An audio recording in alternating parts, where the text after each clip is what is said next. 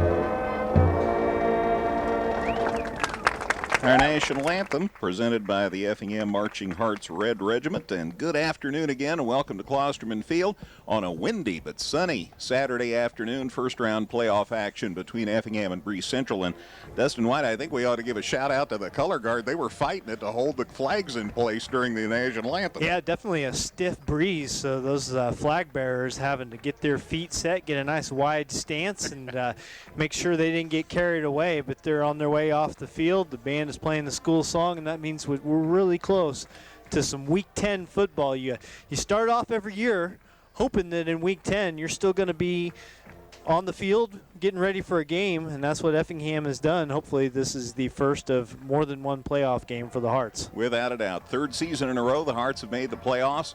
Coach Brett Hefner has had a lot of success. Took a couple of years to rebuild the team, kind of like, sorry to borrow this analogy, like the Cubs when they rebuilt a few years ago, and now they've had a lot of success. But the Hearts, as far as high school football, are doing it in style. 2 years ago, the second round of the playoffs. Last year, the third round of the playoffs. This year, who knows?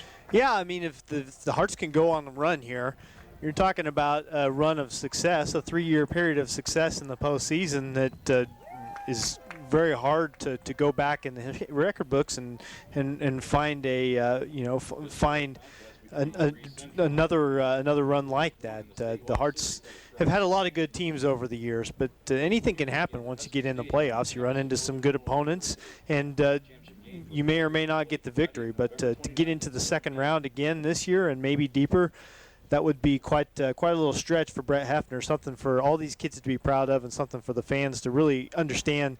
Man, this is something special we've gotten to watch over the last couple, 3 seasons. Without a doubt. I would be remiss if I didn't take a moment to wish Dustin White happy birthday. Well, let's get that out of the way. And nobody in this, nobody listening, and probably nobody besides you in this booth is too worried about it. So thanks for that. But yeah, I'm glad I'm glad it fell on a Saturday. I'm glad I get to do a football game. And hopefully the Hearts get a victory on this Saturday afternoon. Hearts check in at 8-1. Breese Central is 5-4. They won the last 2 games of the regular season to get into the playoffs, and now we'll see how they do here at Effingham.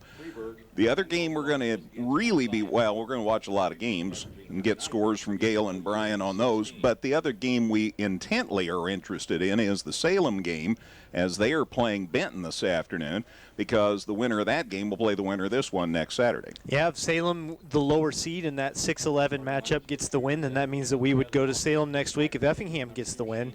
Meanwhile, if Benton were to get the win, they're playing at home. They're the 6th seed, and Effingham's the higher seed, so that would mean another game at Klosterman Field. So either way, if the Hearts get the win today, they wouldn't have too far to go. And if they had to go on the road, it's certainly a place that we're all pretty familiar with. It's not been that long since Salem was a member of the Apollo Conference. But I'm glad Salem's having a good season. It's nice to see them in there and making some noise. And not really sure what would rather see in that scenario, but first things first, I think Breese Central is going to be a pretty good challenge. Coming in at 5-4, I think they're still going to be a handful for the Hearts today. Yes, Dustin's right. They've won their last 2 games and are on a bit of a roll here headed into this action. Let's take a break. We have a lot of pregame information to bring your way. It's Breese Central at Effingham, first-round Class 4A high school football playoff action on 97.9 XFM. Visit us 24/7 at danheck.com and check out the specials we have going on right now. No one will sell you a new Chevrolet or Toyota for less. Let us prove it to you. See you today at Dan Heck Chevrolet Toyota, South Route 45 in Effingham.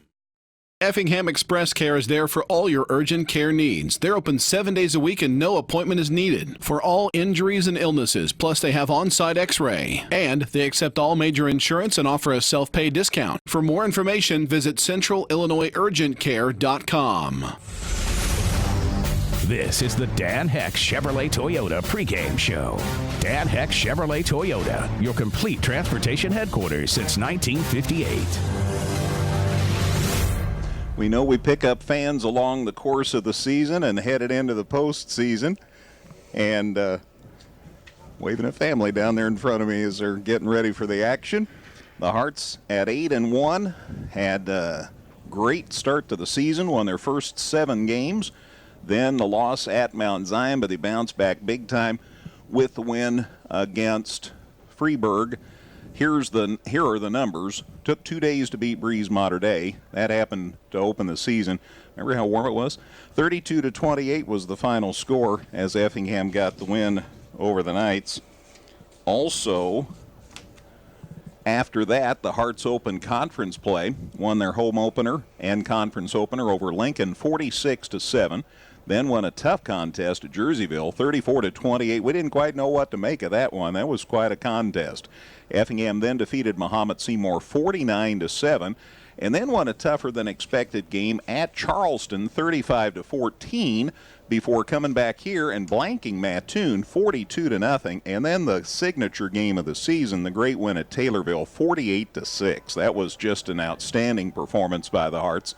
The one blemish, then the 37-23 loss at Mount Zion in a game that decided the conference championship.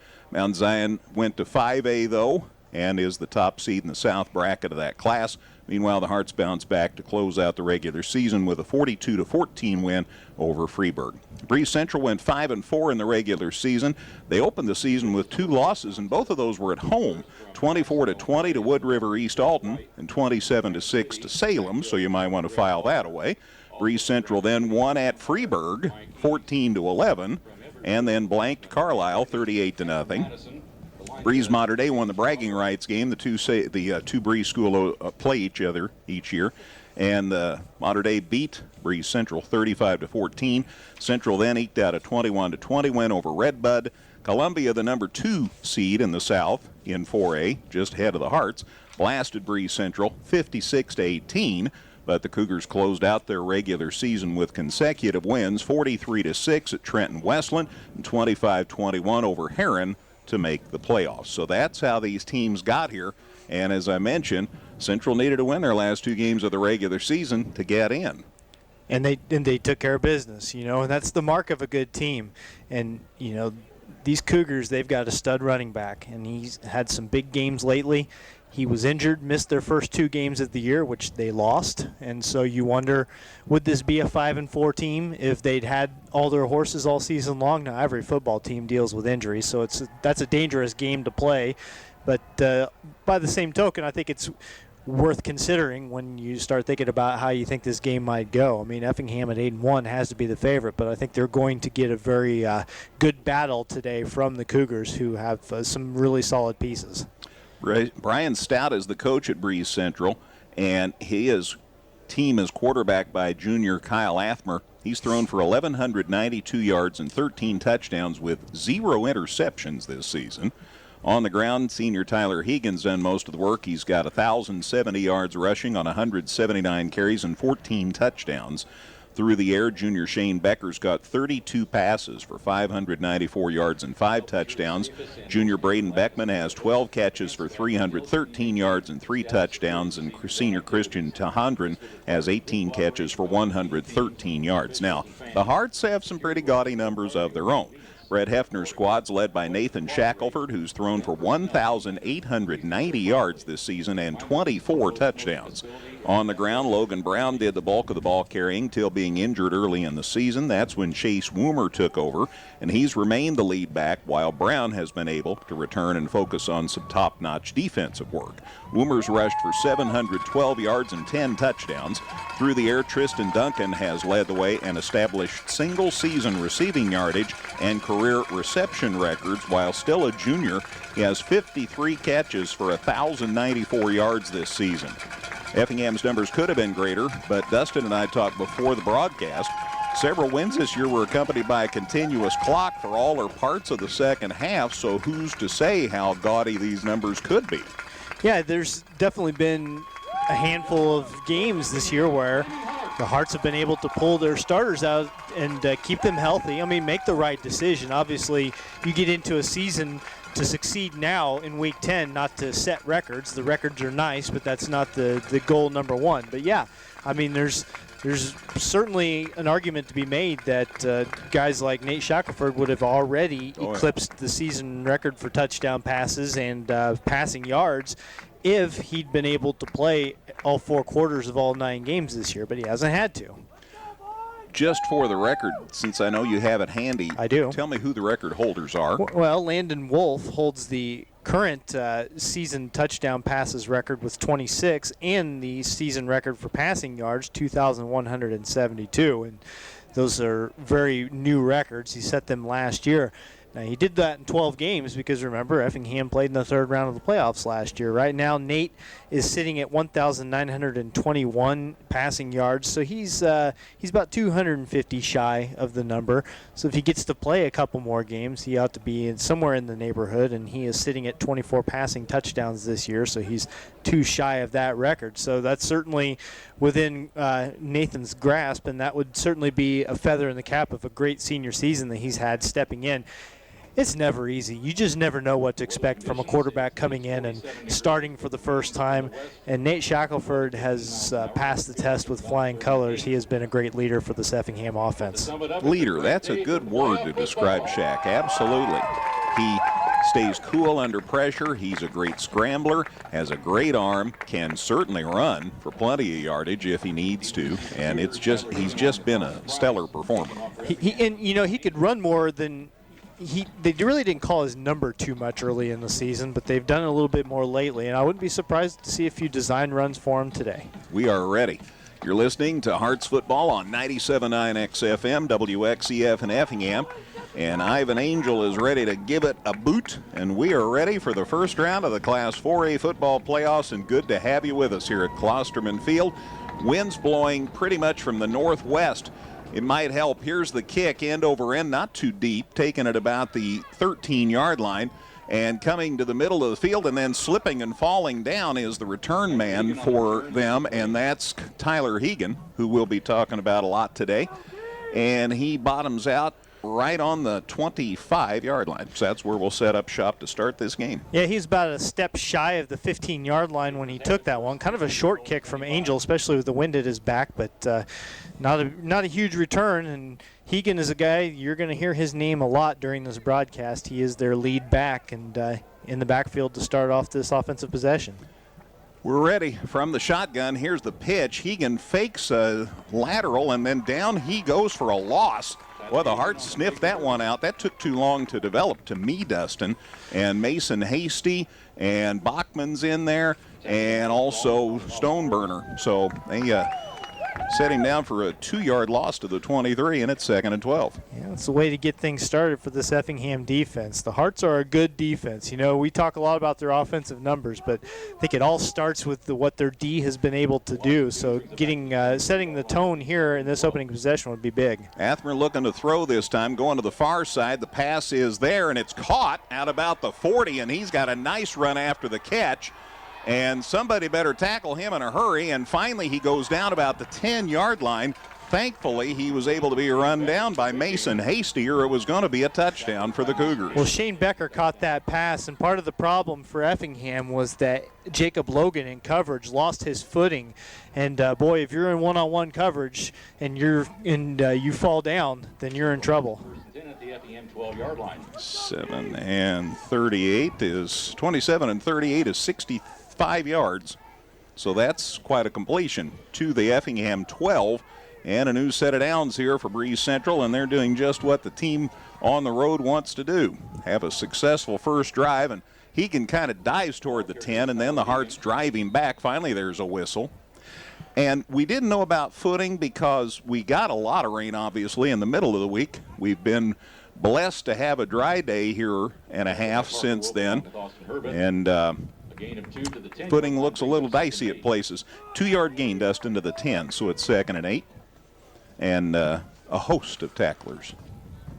Just underway. The winner again will play the winner of the Benton-Salem game next Saturday. If it's Salem, and if the Hearts win and Salem wins, we go to Salem. If Effingham wins and Benton wins, the game will be right back here at Klosterman Field. 2nd and 8 for Central at the Hearts 10. Here's the handoff, and boy, he stood up. Nice job by the defense, and the Hearts have the ball. Stoneburner. Jacob Stoneburner off to the races. I think he's going to run out of gas, but he may get a couple of blocks, and he's in for the touchdown. Stripped the ball, I guess, before the running back was down. He came out of the pile with the football and ran all the way 90-plus yards for the touchdown. And yeah, I wasn't sure he had it in him to get all the way to the goal line, but he scores. 9:42 to go, and the Hearts have the lead just when it looked like Breese Central was knocking on the door. Stoneburner's a basketball player too, and now he knows why they have that conditioning all the time. He was looking peaked there about the 10, but got a couple of good blocks and took it in, and the Hearts lead at 6-0. Here's Angel for the extra point. Try from Wolf's Hole. The kicks up. Looks good to me. The officials agree, and it's 7-0 Effingham. The Hearts takeaway leads to a score. 9:42 to go in the first quarter. Back with the kickoff in a minute on 97.9 XFM. Evergreen Nursing and Rehabilitation Center is proud to announce their new outpatient therapy. Evergreen now offers physical, occupational, and speech therapies for their patients. If you need therapy, don't worry. Evergreen's outpatient therapy can help you too. Give Evergreen a call today for a tour. Whether you're in the market to purchase a new or pre-owned vehicle, Northside Ford on North Keller Drive in Effingham will find a car that works for you. Check out their selection of cars and trucks today. That's how it's supposed to work. The takeaway leads to a score, and the Hearts lead at 7-0 with 9:40 left in the opening quarter. Good return on a kickoff here by Central, though. Hegan to the middle of the field, lost his footing, gets it back, and he's into Effingham territory before they take him down at about Effingham's 48-yard line. So Trevin Benavides in on the stop. Hole number 2, been getting a lot of special teams tackles lately. So once again, Central with great field position to start this drive. 9:34, I think the clock says. It's always interesting trying to watch our clock in the daytime, or anybody's when the sun's shining from the south. So 1st and 10, running from the shotgun. There's the handoff to Hegan. He goes to the far side of the field, picking his way through people, and got it near the 40 before they finally take him down. And Jacob Logan. Parker Wolf also in on the stop. Call it the 41.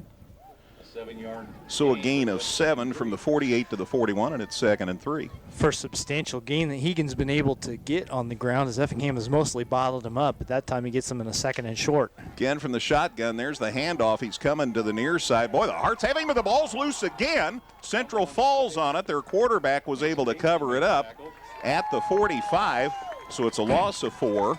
And that's twice now the ball's come loose for the Cougars. Yeah, security a little bit of an issue for Hegan early in this game as he puts it on the ground again. This time his quarterback bails him out, but goes from 2nd and short to 3rd and long, and see if Effingham's defense can come up with a good play here. 3rd and 7 at the 45 of Effingham. So that's twice they've had the ball and twice they've lost it. They got it back this time, looking to throw Athmer across the middle, and that looked like that was trapped, and it is signaled no catch. Dove at about the 38, and he couldn't quite get his hands under it as Braden Beckman was the intended receiver. And the incomplete pass will make it 4th and 5. They'll probably go for it. Nope, they're going to kick. Yeah, they shuffled in some new personnel. I wondered on the 45-yard line of Effingham. It's an interesting decision, and I think you couldn't fault them going one way or the other, but they're going to try to play the field position game here and get the punt. See if they can bury the Hearts deep. Here's the punt attempt. Now they're going to run it. They didn't punt. He's going to try to run, and he does for the first down, and out of bounds he goes at about the 35-yard line as Logan Hart dove and made sure he got out of bounds. So they faked the punt. Shane Becker, the ball carrier, he was in punt formation but ran it, and it's to the 39. So from the 45 to the 39, a gain 34, pardon me, gain of 11, and it's a new set of downs for the Cougars. Well, Shane Becker has been a part of the 2 biggest plays for this Cougar offense so far. Caught a pass and had a long run after the catch, and then there on the fake punt, able to get the first down and keep the possession alive. Staying in the shotgun, there's the pitch. Hegan got it. He's going to the far side of the field, turns it up, and nice work there as a couple of the Hearts defenders got over there, took him down, and tackled by Mason Hasty, and he got the stop at the 30, so that's a gain of 4, and it's 2nd and 6. Beautiful day, windy day, and we'll see what impact that might have on the game over the course of the contest. It's starting to become clear to me that he's not a speed demon out there. Now, the footing might not be great either, but seems like he's probably made his bones really running up the middle. Looking to throw. They're going to go deep. He's got a man there, and he caught it, and the defender fell down, and it's a touchdown for Breese Central. Well, that is the second time that Becker has had Jacob Logan fall down in coverage, and this time it cost Effingham a 30-yard touchdown play, and just like that, the Cougars are back in it. Gunnar Franklin was also down there in the neighborhood. He also lost his footing. So a 31-yard touchdown pass, and it's a 7-6 game, and now Central will kick for the tie. And they take their time. And there's the snap and the placement. The kick is up, and it looks good is good. And we're tied at 7. So the big play led to the touchdown, and we're tied 7-7, 7:36 to go in the first quarter. Back in a minute with a kickoff on 97.9 XFM.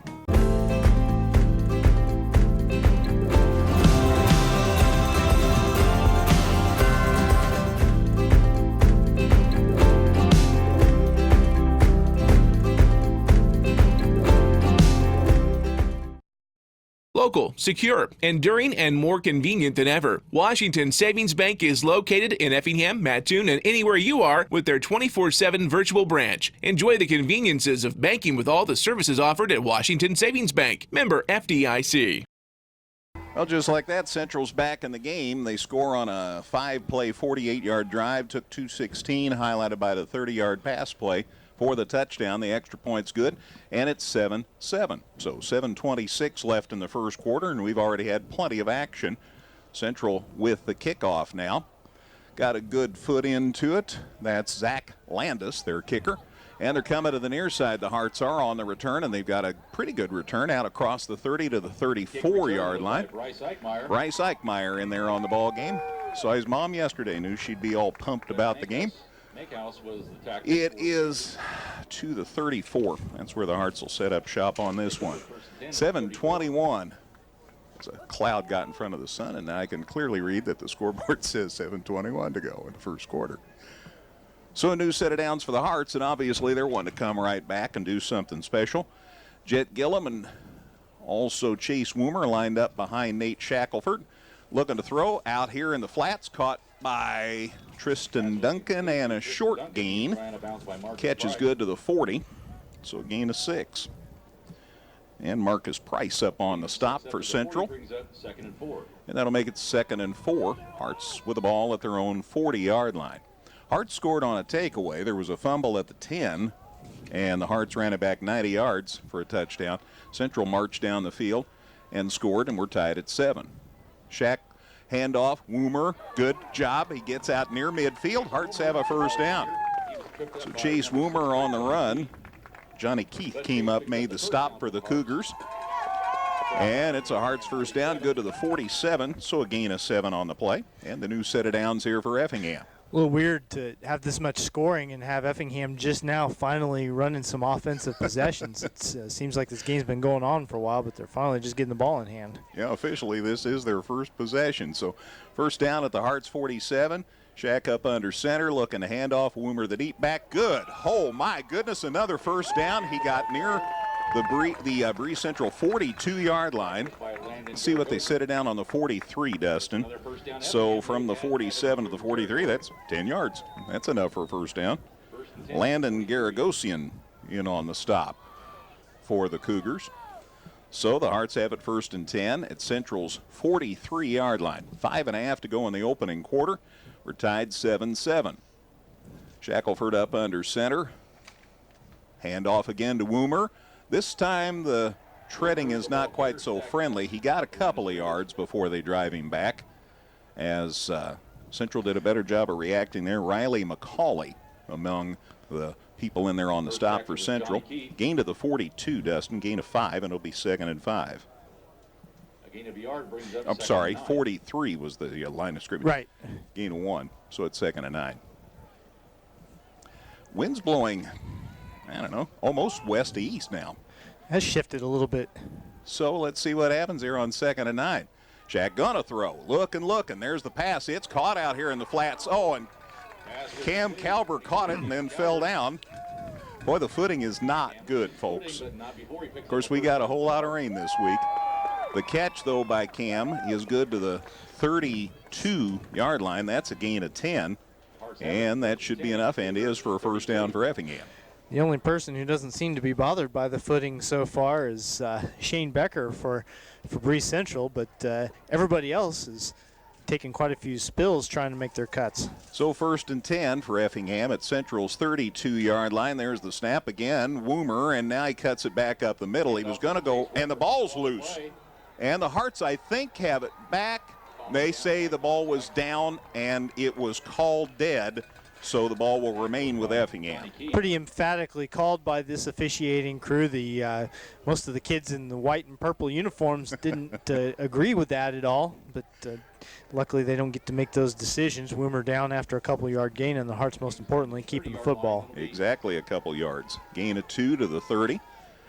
So the Hearts 2nd down and 8. Middle of the field getting chewed up pretty good already, too. Absolutely. I know Dave Woltman and I talked a few times this week. He was concerned about that. The crews did what they could.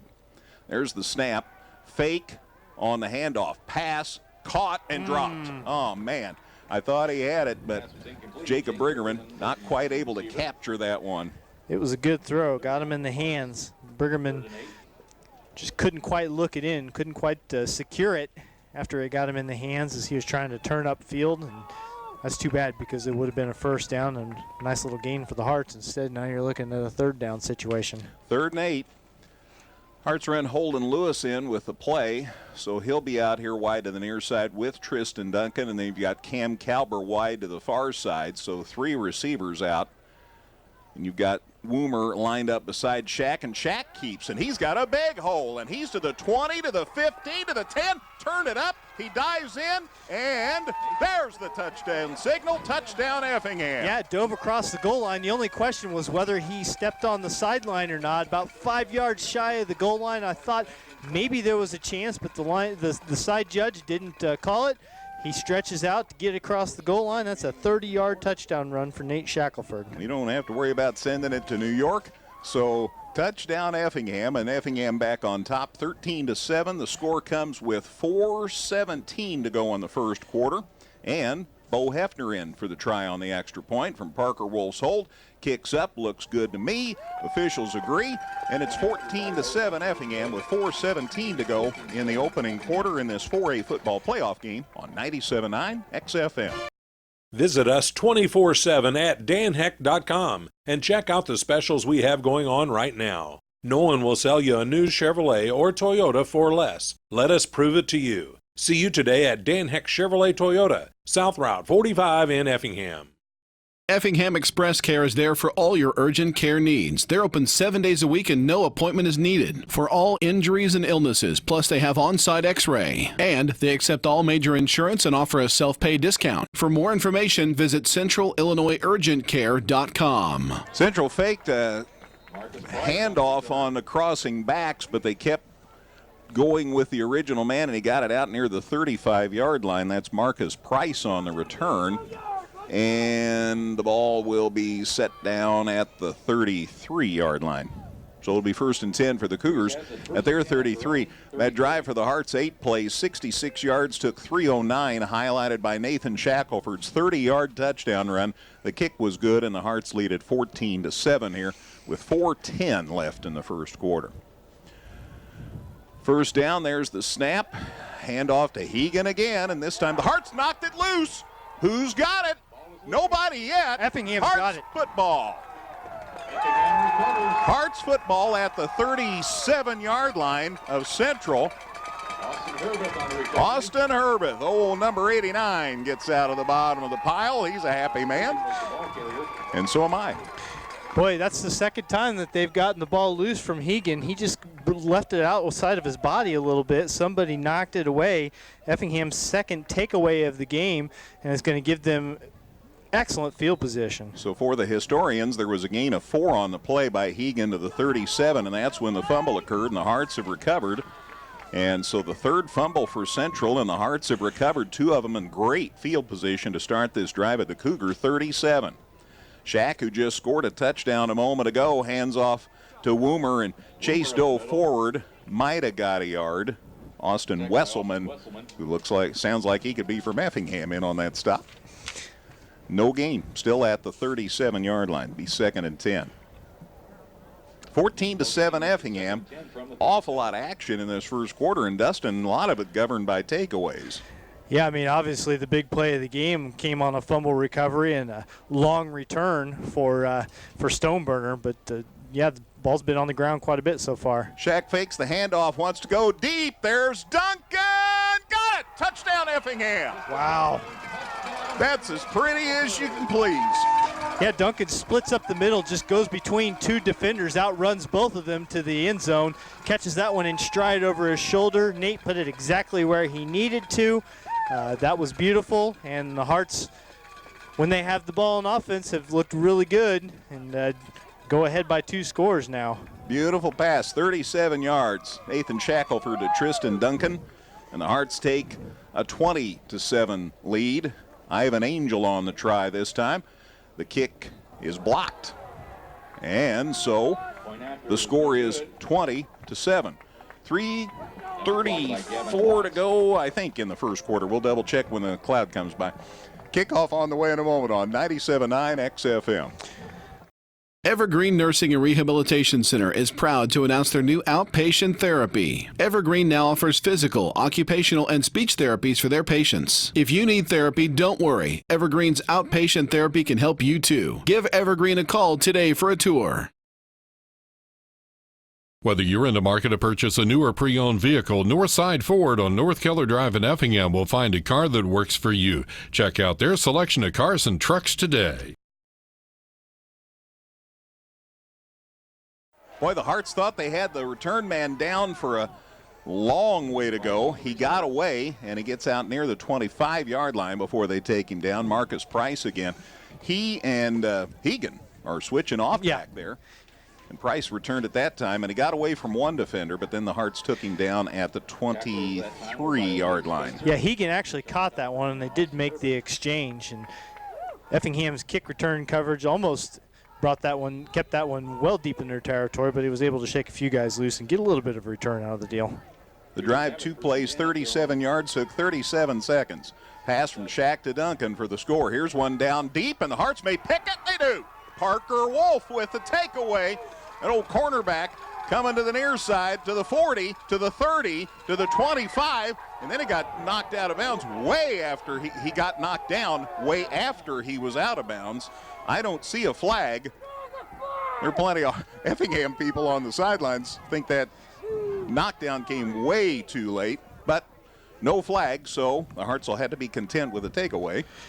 And they're already up 20-7, and they have the ball back in great field position. Looks like they're going to set it down at Central's 25-yard line. Yeah, he returned that one from midfield, basically. His momentum carried him back a little bit. He caught it right around the midfield stripe and then brought it back. Looks like they're going to set it down at the 26. Well, they keep... It's committee meeting. Yeah, now the 27. So 23-yard return for Parker Wolf, who had 3 interceptions last week. So he just keeps doing what he does, and Effingham's got a chance to really get a stranglehold on this ball game. Athmer even actually overthrew his receiver. Yes, big time. So that left it open to Wolf. Here's up the middle, Chase Woomer, big hole. See you later. Wow. Touchdown Effingham. Well, 27 yards, 2:46 to go, first quarter, and the Hearts have extended the lead to 26-7. I was trying to keep these IHSA score sheets for Dave Woltman, and the scoring's happening so fast. I'm going to have to cheat off of your sheet up there as the game's over, because the scoring is happening so quickly. Effingham just another quick drive and another score, and they are in serious control. So the big lead, here's the extra point. Try it's up, looks good, is good. And Effingham has extended their first quarter lead to 27-7 with 2:46 to go in the first quarter. Kickoff on the way in a moment on 97.9 XFM.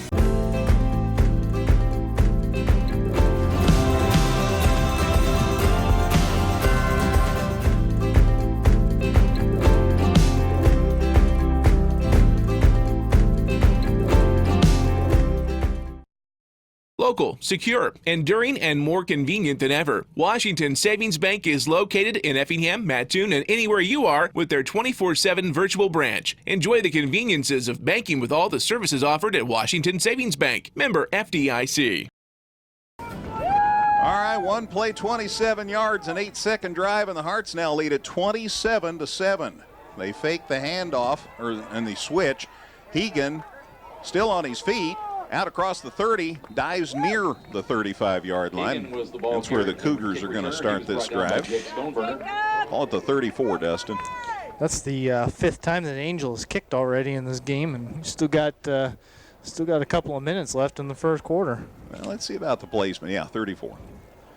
So 34 for Breese Central.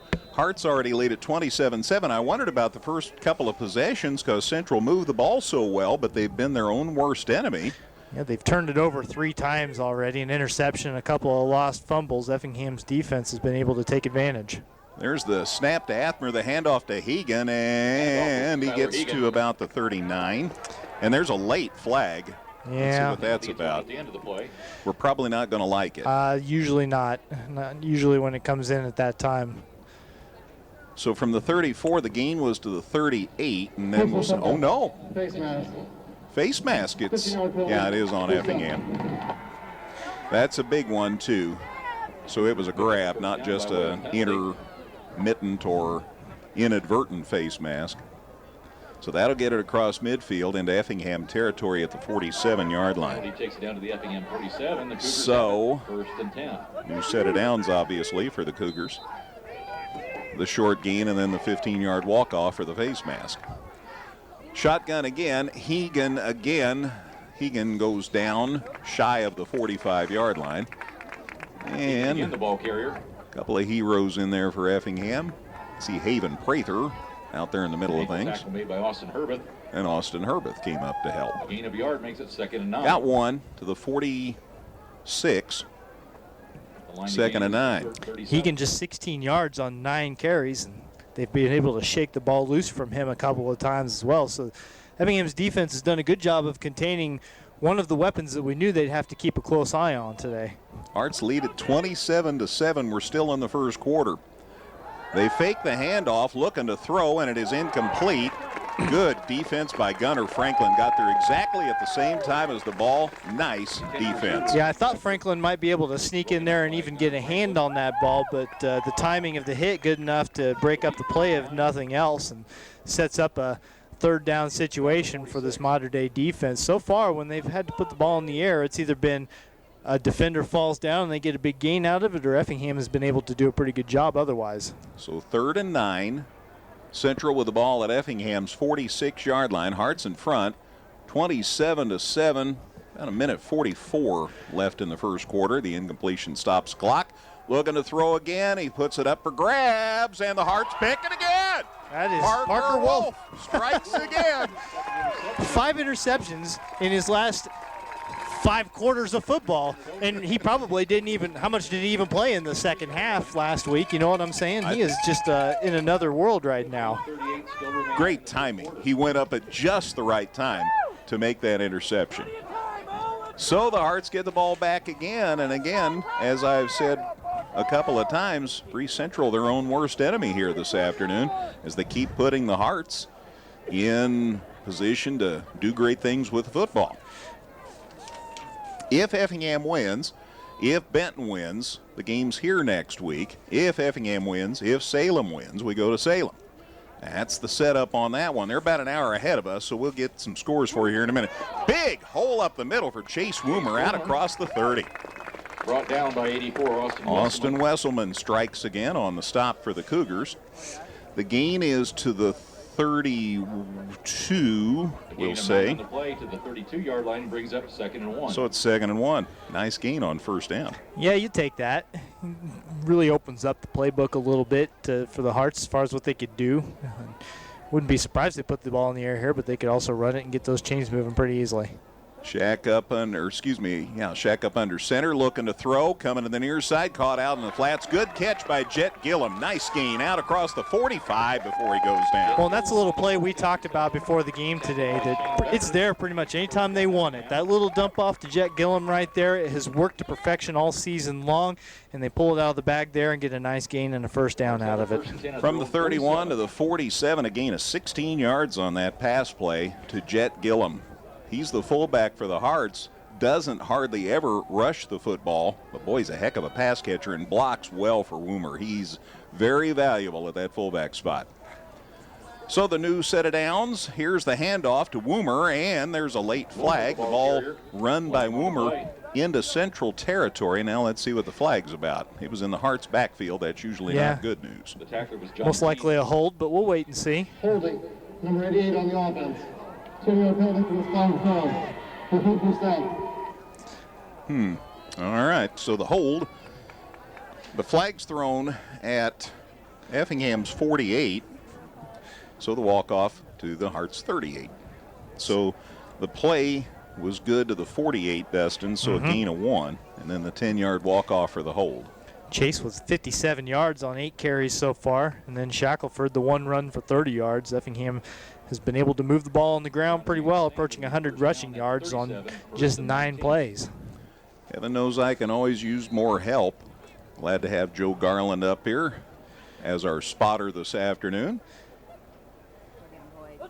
Former Hart. Yeah, he knows what to look for out there. Absolutely. So the ball at the 38 from the shotgun shack this time. Handoff, Woomer going to the far side. Decent run, still on his feet. Got it into Central territory. Got a lot of that yardage back and then some after the hold. Yeah, well past the initial line of scrimmage for this possession across midfield, and that's where the first quarter is going to end.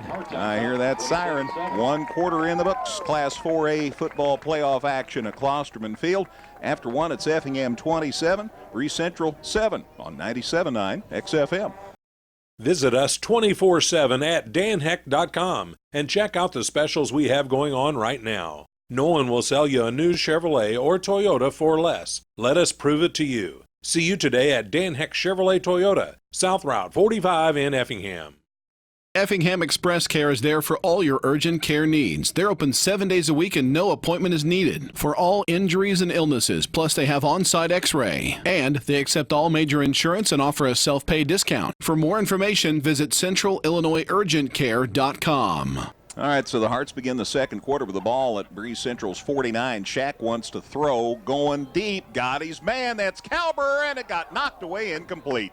Really close to a pick after it went off Calber's hands. I thought a Central kid might get there, but it hits the turf and it's incomplete. Yeah, Shackelford kind of threading the needle between two Central defenders. I think he actually hit Calber in the chest with that one, but it bounced off of him in the air, perilously in the air for a second, but neither one of the Cougar defenders able to get it, and so the Hearts retain possession, but they do have a third and quite a bit still to go here. Yep, 3rd and 6. Hearts lead at 27-7 as we start this second quarter. Let's see what Shack pulls out of his bag of tricks. By the way, Duncan is usually in that spot where Calber just was. Shack looking to throw again. Across the middle. Caught by Tristan Duncan. And a great gain inside the Central 20-yard line. Tackled by Austin Wesselman, we've got a flag back at midfield, so let's see what this is about. Well, I don't know. Shackelford's pointing downfield. He was listening to the conversation between the officials. That's always a good sign. And the Hearts players are gathered around the officials, so this is looking good. So this could be something tactical. So it's a hands to the face penalty against the defense, and apparently they're going to enforce it at the end of the play. So Effingham gets all that yardage from the pass play to Duncan, plus they're going to get a little more tacked on the end. So from the 49, and then I'll tell you where the gain was. They're going to take it inside the 10 to the 9-yard line. So hands to the face, I think, is a 10-yard penalty. So from the 19 to the 9. So the gain was 30 yards, Dustin, to the 19. And then the 10-yard penalty to the 9. So the Hearts have a 1st and goal at the 9-yard line. They do the double tight end shift here to the near side. Here's the handoff. Woomer up the middle, picking his way through traffic, and he's loose and he's in. No, he's not in. I tried to wait as long as I could. I thought it was really close. They're going to call it the 1. So a gain of 8. From the 9 to the 1. And it's 2nd and goal at the 1. I'm guessing Woomer's going to get it again here. I think you're right. Or Shack may just plow it ahead. Let's see what happens. They shift the tight ends again. And it's loose. But Shack, I think, fell on it okay. That's risky business right there, but he held on to it, or got it back. Yeah, bad transition on the snap there. And, 20-point lead or no, to lose the football that close to the goal line would certainly take the wind out of your sails a little bit. So, luckily, Effingham going to hold on to the football here, shove back an extra yard now. Loss of 1, so it's 3rd and goal at the 2. Let's see who punches it in here, we hope. Shack up under center. Snap, handoff, Woomer up the middle, and he got stopped. And it's going to be 4th and goal. Yeah, he got tripped up in the backfield. Might have got back to the line of scrimmage. It's about the best he could do. Maybe picked up that yard back. I saw Rylan McKee among them on the stop there for the Cougars. Yeah, I got the yard back, so it's 3rd and goal at the 1. 4th and goal, pardon me. 4th and goal at the 1. So 4th and goal at the 1-yard line. Shack came to the sidelines to get the play from Coach Hefner. Hopefully Coach Hefner called a winner here. Got Duncan out here in single coverage on the near side, but they are going to run it up the middle. I don't think they got it. Yeah, Shackelford tried to keep it. Hearts are signaling. There it is, a touchdown. How about that? Shows what I know. So he made it, Dustin. So Shackelford had a 30-yard touchdown run on his first carry of the game. Now he's still sitting at 30 yards, and yet he has 2 touchdowns. Because he lost one and now he got one back. All that really matters is that Effingham has a 26, hopefully soon to be 27-point lead, and we're still not even close to halftime. Pretty remarkable stuff, gang. 9:53 to go second quarter. Here's the kick for one. It looks good to me. The officials agree. Ivan Angel gets the job done.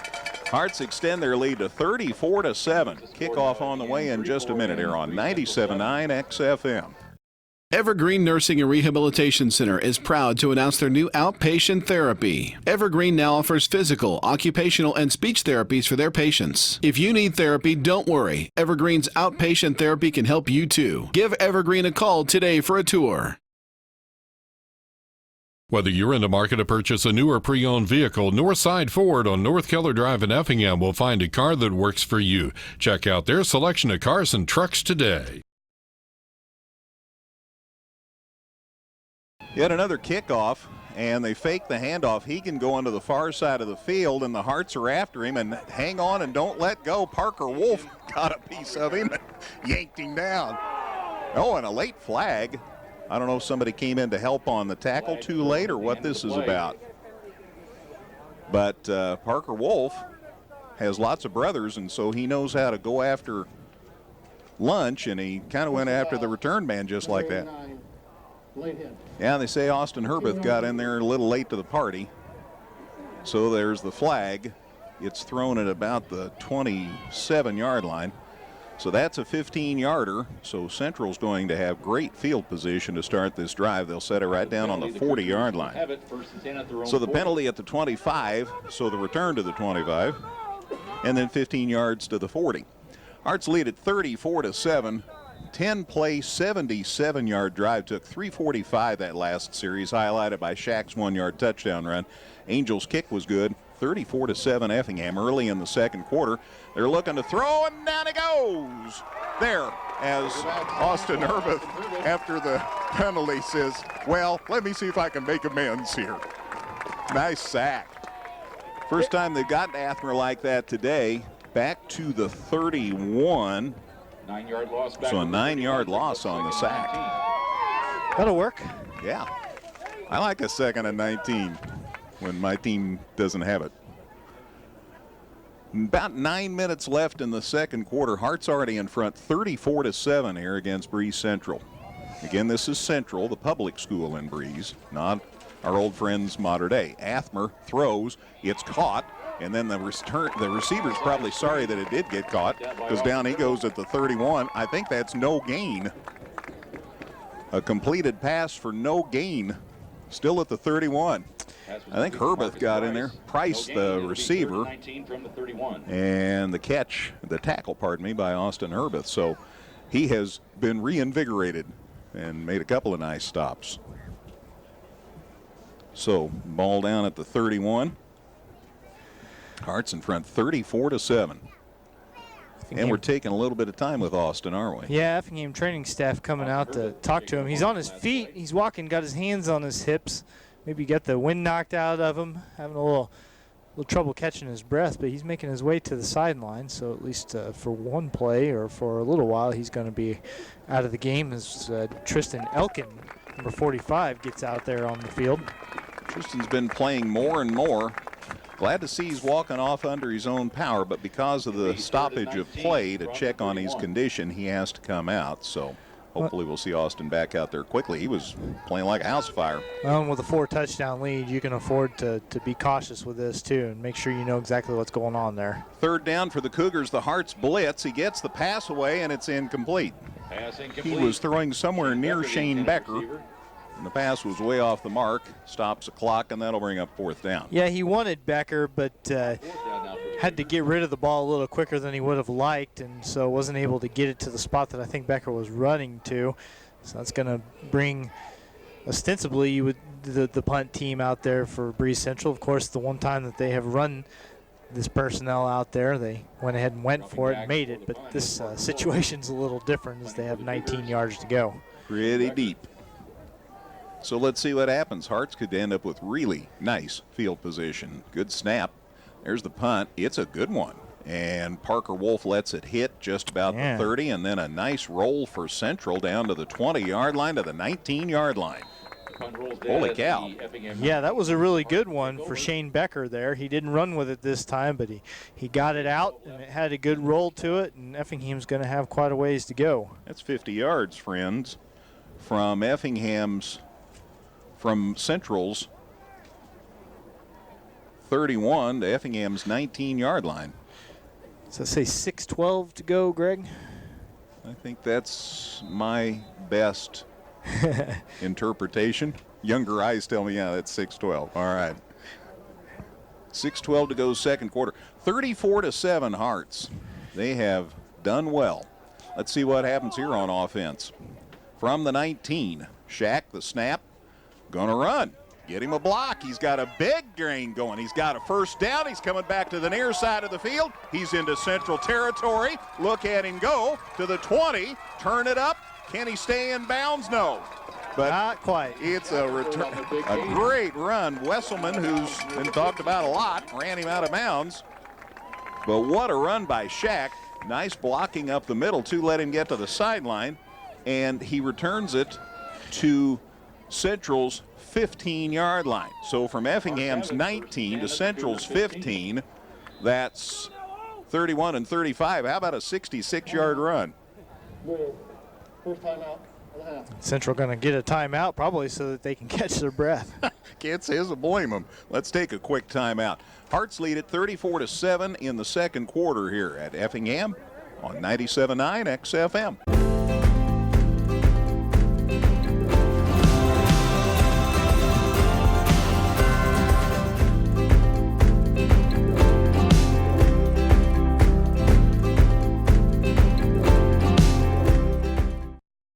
Local, secure, enduring, and more convenient than ever. Washington Savings Bank is located in Effingham, Mattoon, and anywhere you are with their 24/7 virtual branch. Enjoy the conveniences of banking with all the services offered at Washington Savings Bank. Member FDIC. Joe's got a couple of scores for us, and we'll be back at the studios to Brian and Gail at halftime for all the scores. Mater Dei is leading West Frankfort at halftime, 42-0, so the other Breese school's doing all right.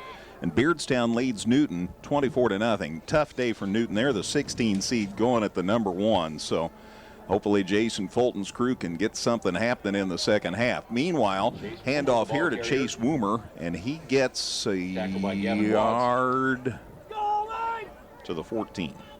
So gain of 2, actually, I guess. No, pardon me. Line of scrimmage was the 15. Gain of 1 to the 14. Sorry, Dustin. Chase up to 80 yards on 12 carries. Couple that with Nate Shackelford's 96 yards on 4 carries. And Hearts have gotten a little bit of work done in their ground game today. So Effingham with the ball at Central's 14-yard line. 2nd and 9.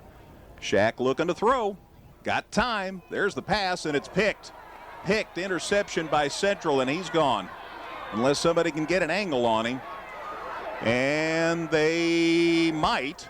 There it is. They took him out of bounds inside the 10. Shane Becker with the interception. And the Hearts finally had Styles Crow came over and made the stop. So Styles Crow, who's in for Ethan Huss today, who's injured, got there and made the touchdown saving catch or tackle. But from the 14, that return all the way to Effingham's 8. So 36 and 42. That's a 78-yard return. My goodness. The Cougars have it first and it's first and goal, but I thought it was a touchdown, so it's better than it could have been. High snap, but there's the handoff. And they get it to Hegan, and he might have got a yard. Let's see about the spot. Line of scrimmage was the 8. Alex Bachman got in there and made the tackle for Effingham, big old number 50. By Mason Hasty along with Alex Ballman. A gain of a yard. So a gain of a yard. Huh. Correction, 2nd and goal from the 8. It's the 8. So we had it no gain. Press box got it a gain of 1. So anyway, it's to the 8, and here's the handoff. And he's picking his way through, and down he goes. Boy, the Hearts are reacting well. Bachman again on the stop. And that was Hegan again. See if they call it the 7. Yeah, give him one to the 7, Dustin. Short gain on the play. So it's third and goal from the 7. for Central at Effingham's 7-yard line. 6:10 to go in the second quarter, as Effingham leads here 34-7. Athmer again from the shotgun, and now they rise up and check the sidelines, and now Athmer says we need to talk. Timeout Central. He was ready to call a play, and then all of a sudden he stood up and Cougars called time. That's their second timeout here in a half. 5:52 to go, second quarter. Effingham leads it 34-7 on 97. Brass Rail at Nemrick Steakhouse is Visit us 24/7 at danheck.com and check out the specials we have going on right now. No one will sell you a new Chevrolet or Toyota for less. Let us prove it to you. See you today at Dan Heck Chevrolet Toyota, South Route 45 in Effingham. Effingham Express Care is there for all your urgent care needs. They're open 7 days a week and no appointment is needed for all injuries and illnesses. Plus, they have on-site x-ray. And they accept all major insurance and offer a self-pay discount. For more information, visit centralillinoisurgentcare.com.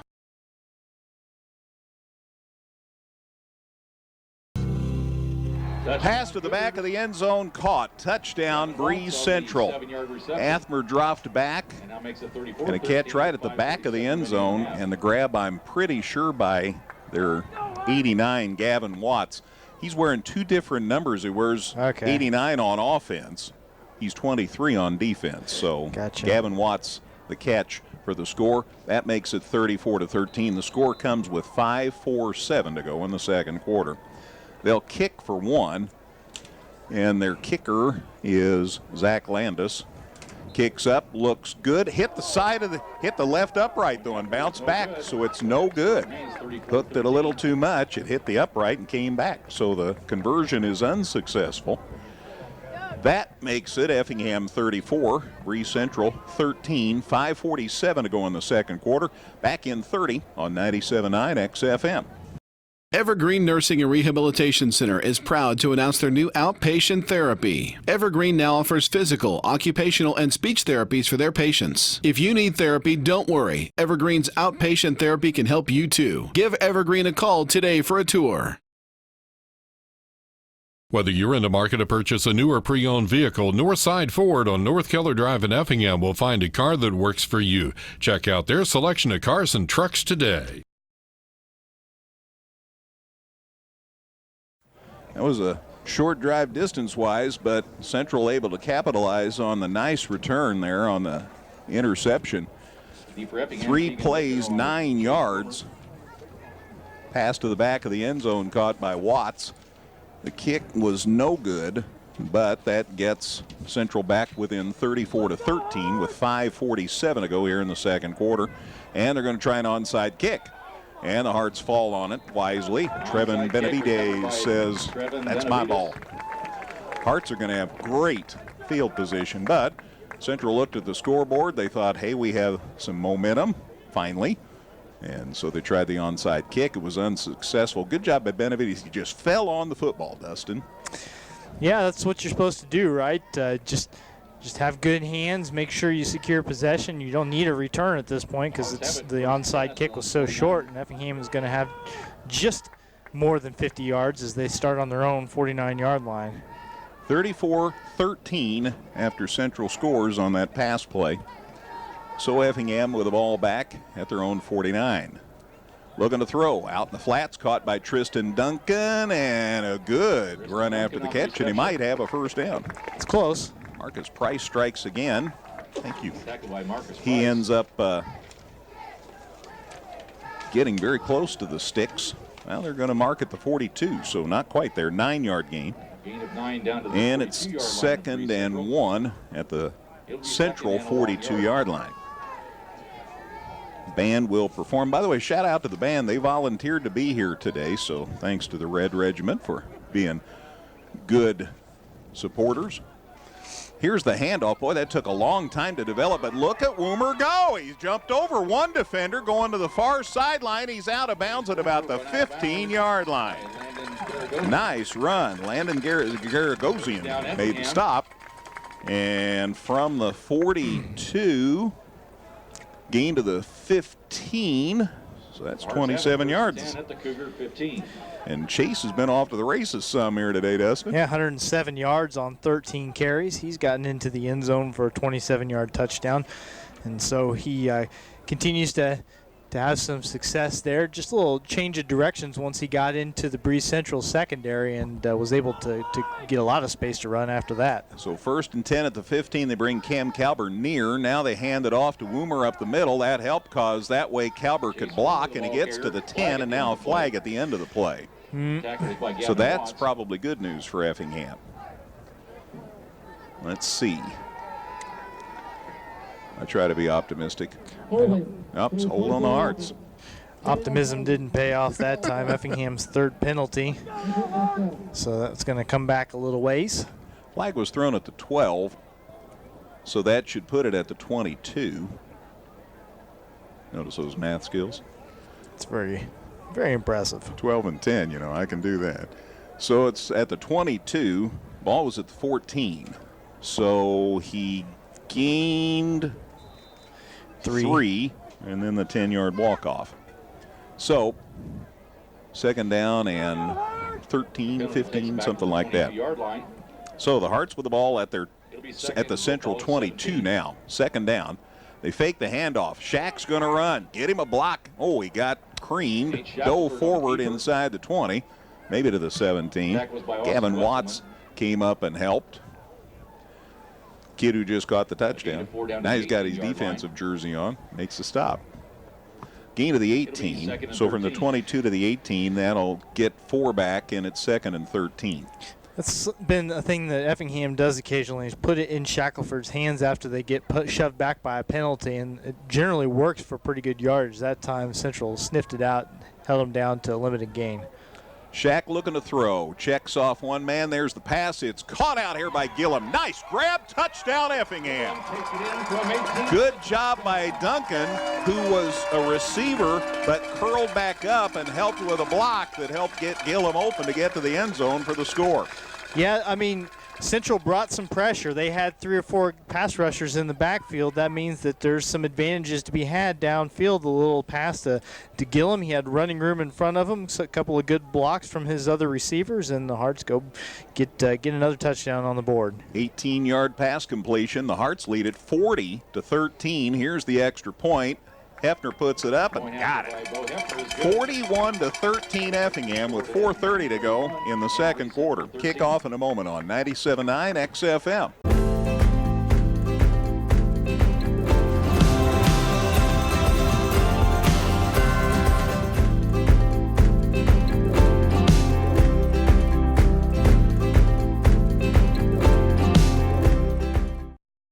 Local, secure, enduring, and more convenient than ever. Washington Savings Bank is located in Effingham, Mattoon, and anywhere you are with their 24/7 virtual branch. Enjoy the conveniences of banking with all the services offered at Washington Savings Bank. Member FDIC. Ivan Angel with the kickoff. Smokes it down the middle. It's fielded on the hop at the 9. They ended up, and they get it out across the 20. Look at the turf fly. The ball's loose. Let's see if it's caused by the ground. Yeah, down by a tackle before the ball came loose, so it'll still be Central's ball. But boy, the ball's been coming loose a lot. Marcus Price was the return man.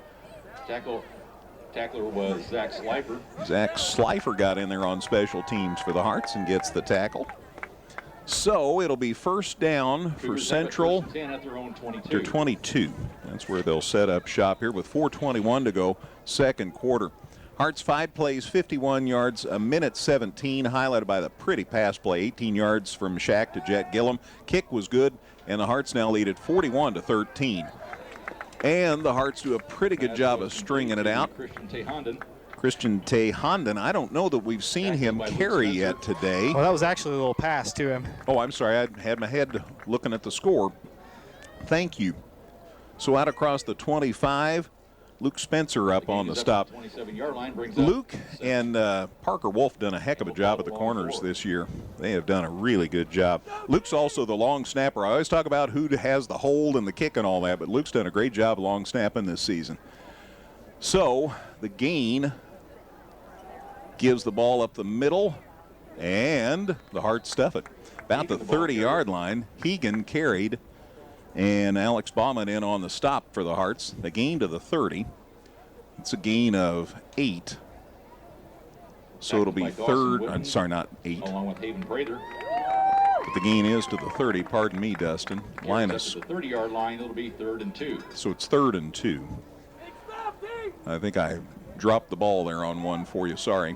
Run up the middle. That's Hegan, and he got close to the first down. Really going to depend on the spot. Yep, they call it a first down. I guess there is no mystery. Jacob Logan got in there on the stop for Effingham. So Hegan the carry to the 32, gain of 3. And it's a new set of downs for Central. So they're starting to show some signs of life here, but the Hearts still in front, 41-13 as we are under 3 minutes to go to halftime. Looking to throw, pass, knocked down. Great defense by Jacob Logan. Great timing. He got in front of the intended receiver, and that's Watts, who had caught the touchdown pass the last possession, and Athmer, the quarterback, a little slow getting up. Like to see Stoneburner get over there and kind of help him up. Tried to help. Yeah, appreciate the. Athmer waited for a teammate to come over and help him up, though. So the ball's down at the 32. 2:49 left in the second quarter. Hearts in front, 41-13. Hearts trying to slow down this Central squad, and Hegan dives out across the 35-yard line. He got taken out by Stoneburner. Yeah, a little pitch play going to the left of the center there. Got a little bit, but Effingham able to trip him up before too much of a gain there, a few yards. 32 to the 36, a gain of 4. So 3rd and 6 now. Yeah, Hegan just 27 yards on 14 carries. The Hearts have done an excellent job of keeping him from doing a whole lot of damage and forcing Central into putting the ball in the air a lot, and some pretty good things have happened for this Effingham defense when they have thrown the football. Joe got us an update on the MacArthur Mount Zion score. Halftime, MacArthur's leading Mount Zion 18-14, and that's an interception. The ball is intercepted. Luke Spencer caught that ball one-handed, and he's still on his feet. I was checking a score. Spencer now loses the ball, and the Hearts get it back. So Spencer got the pick. The ball came loose again, and then there's Arndt, who I think got the ball back for Effingham. So Dawson Witten ended up with the ball, getting it back for Effingham. And there were flags on the play, too, so I don't even know. Is any of this going to count? Was it pass interference? Because it's in the secondary. So, go ahead. No, that's all right. I was just going to say we've got flags in 2 different spots on the field. Back at each team, well, one team's 42-yard line, and the other team's 38-yard line. Spencer, I mean, no matter whether this play stands or not, he reached out and caught that ball one-handed. He reached out with his right hand behind him and pulled it in.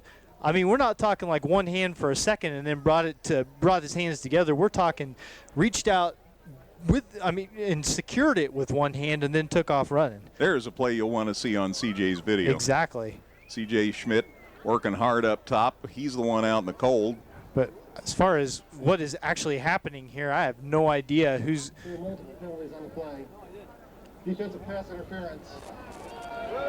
So the interception doesn't count. And then blocking the back on Central. Penalties are offsetting. Replay the down. Right. So basically it just goes back. Do over. After all, that play never happened, okay? Try and erase that from your minds, folks. Well, it's hard to erase that from your mind because, boy, Luke Spencer made such a play on that. It doesn't count for anything, as it turns out, but it's still Breese Central football on their own 36 when it's all said and done. And it's still 3rd down, so once again, this is a big pass. I'm assuming it'll be a pass. Athmer from the gun. There's the snap. He's going to throw. Across the middle, anybody's ball, incomplete. We've got 4th down on the field. Shane Becker, the intended receiver.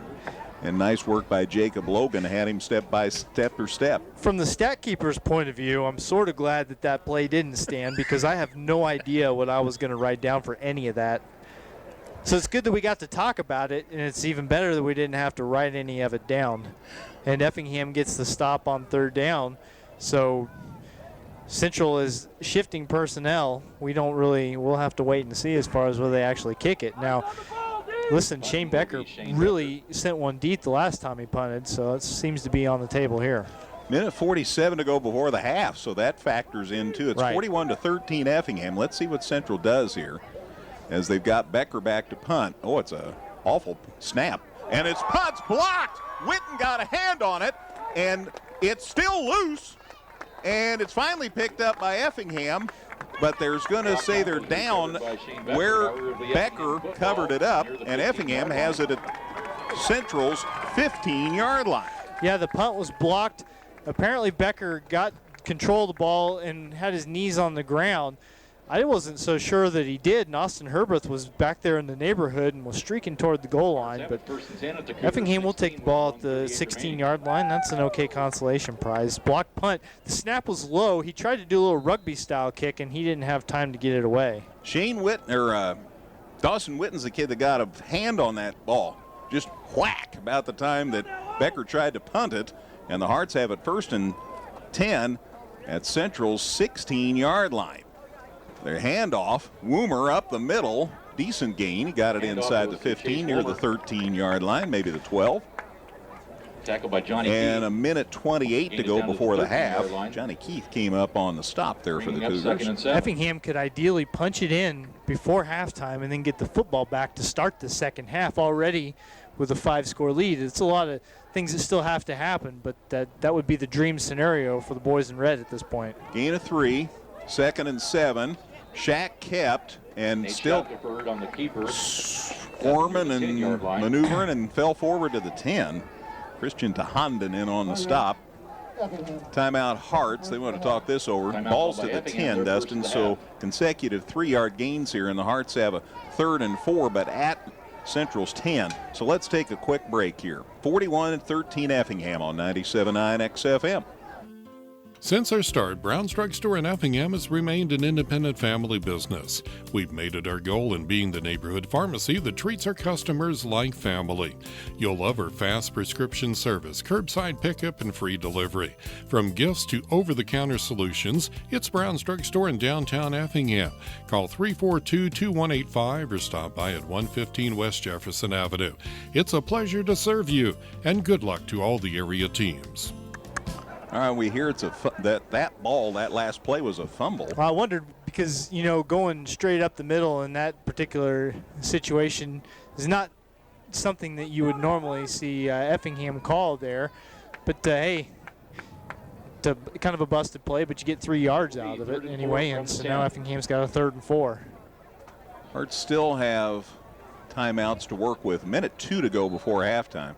Hearts on top 41-13. They have the ball at Central's 10-yard line. It's 3rd down. Shack looking to throw. Here they come after him. He gets the throw away, and it's incomplete. Nice job. They almost had him in the grasp, but he was able to get the ball away. Shane Becker had a piece of him, but Shack had the presence of mind to throw the ball away, and that's going to be 4th down. Yeah, that's exactly right. Rather than take the sack, he gets the ball out. Jet Gillum in the neighborhood of it, and they were able to, at the very least, not lose any yardage. Now, you do have a 4th down, but, Field goal? Well, they may.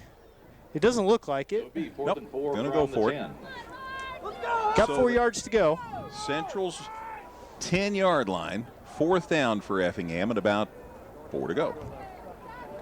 Shack from the gun. Snap, looking to throw, gets away from a defender, pass in the middle, caught and dropped.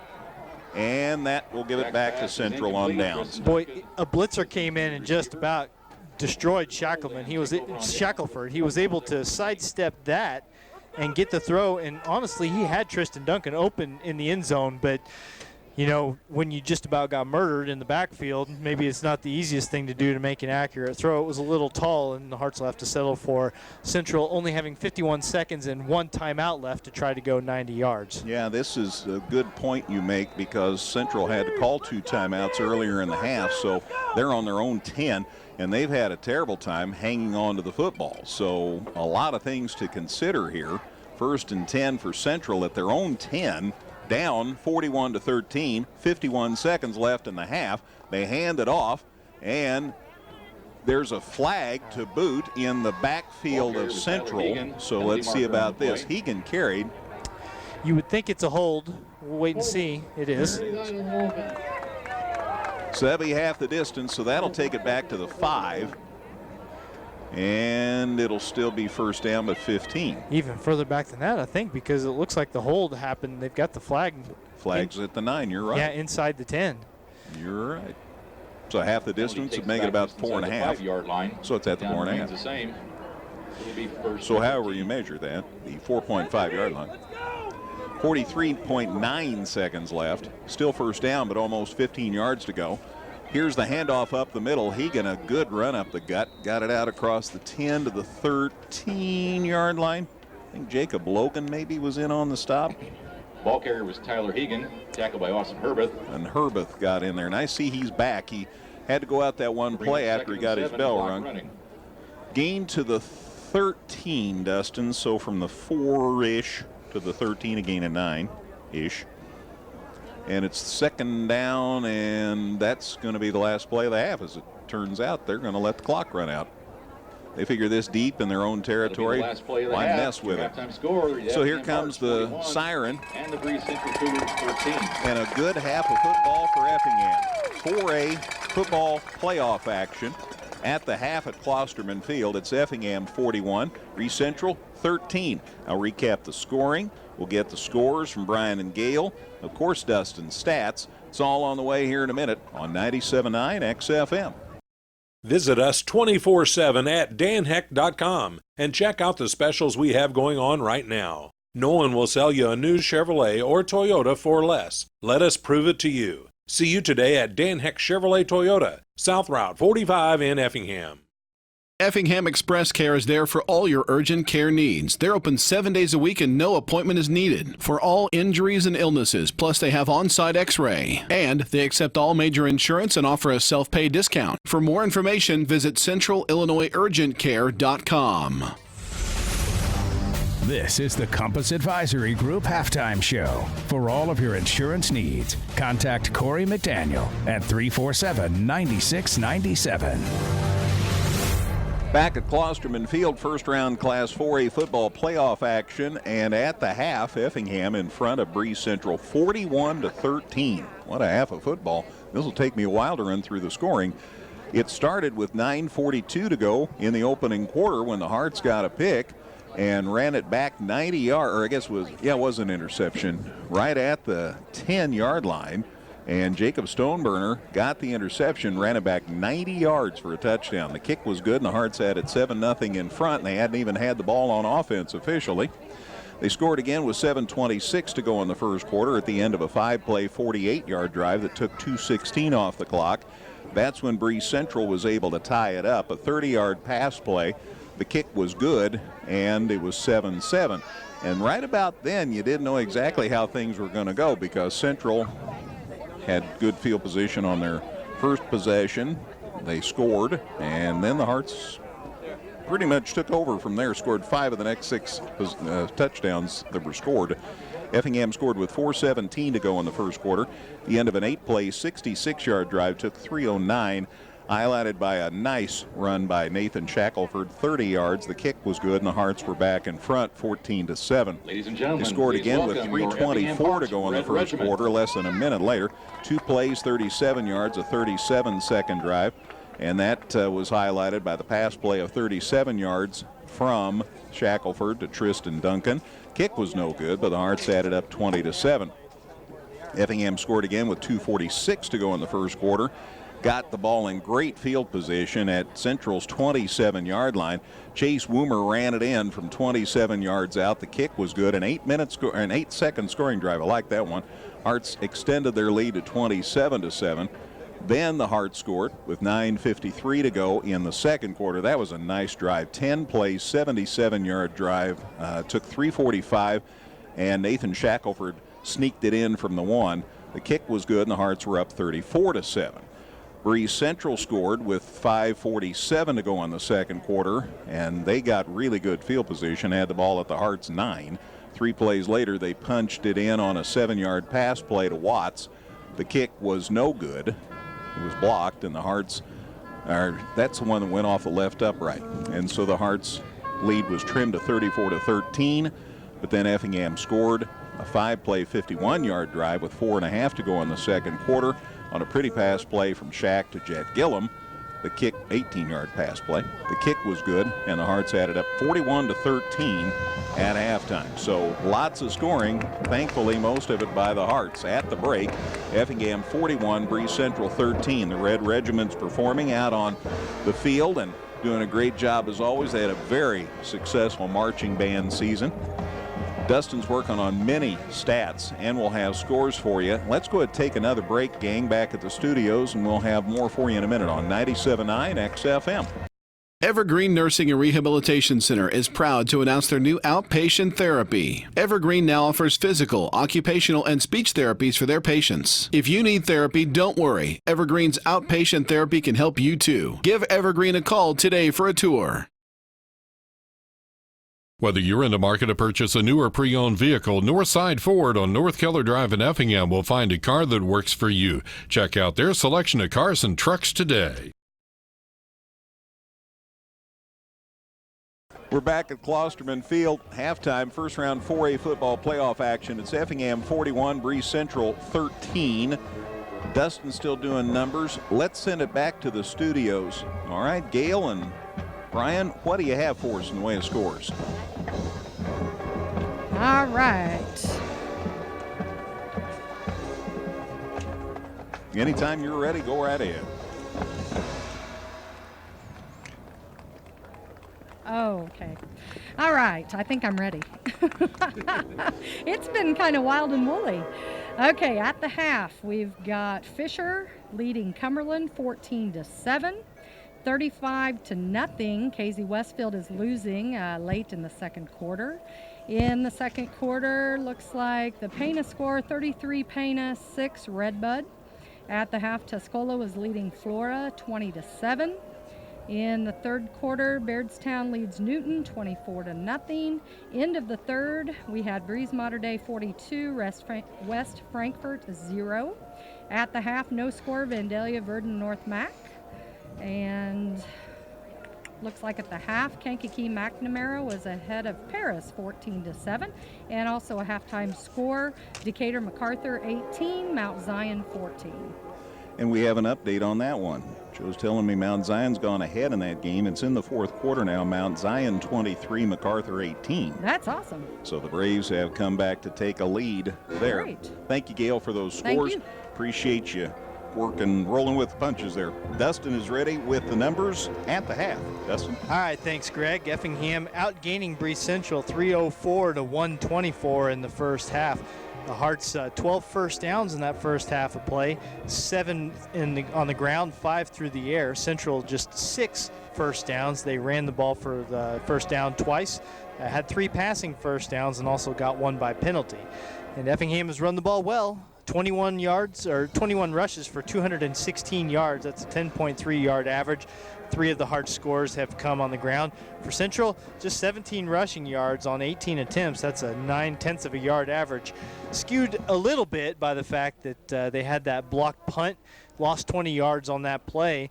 Those yards have to go somewhere, and but still, even if that play hadn't happened, they were still averaging just under 2 yards per carry. So Effingham has done a great job of shutting down that Central running game.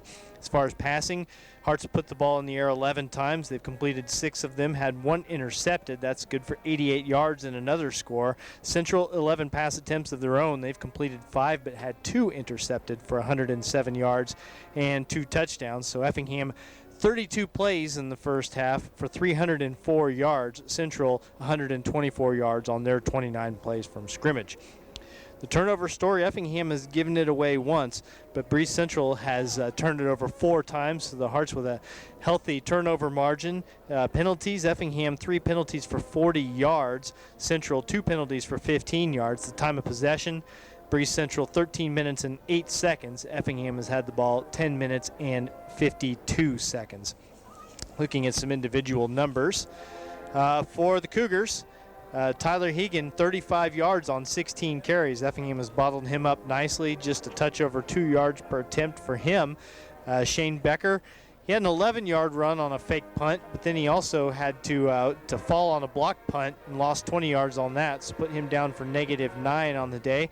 And Kyle Athmer, the Breese Central quarterback, he was sacked for a loss of 9 yards. That's the only attempt that goes on the books for him in that first half of play. So Tyler Hegan, the only guy with any sort of positive yardage on the first half of play in this first-round playoff game. Athmer, 107 yards on 5 of 11 passing. He's got a couple of touchdowns, but he has also been picked off a couple of times. Now, you mentioned in the pregame show that Athmer hadn't been intercepted all season long. Well, that lasted until his 4th attempt of the game today, and he was picked off 2 times in 3 passes and picked off again later on in the half. It was negated by a pass interference penalty, but Effingham has been able to really they've been able to disrupt his game pretty well. Shane Becker, 2 catches for 95 yards, a 65-yarder on the first pass play of the game for Central, and then also a 30-yard touchdown catch. The other touchdown belonged to Gavin Watts. That was a 7-yard reception.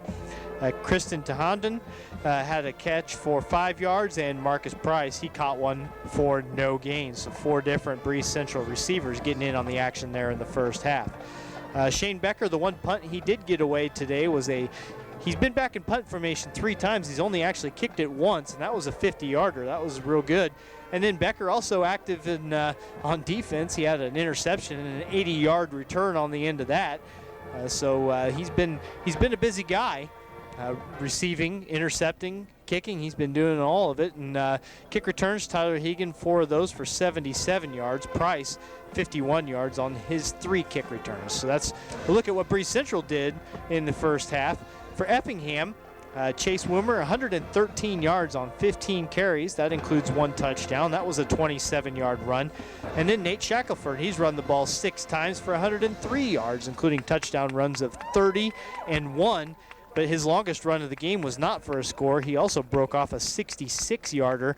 So Nate Shackelford over the century mark as well. He and Chase are doing a great job running the football. And then when Shackelford has put the ball in the air, 6 of 11 for a touchdown and an interception. The 1 touchdown was an 18-yard strike to Jet Gillum. That was one of 2 catches for Jet, 33 yards for him so far. Tristan Duncan, 3 catches for 45 yards.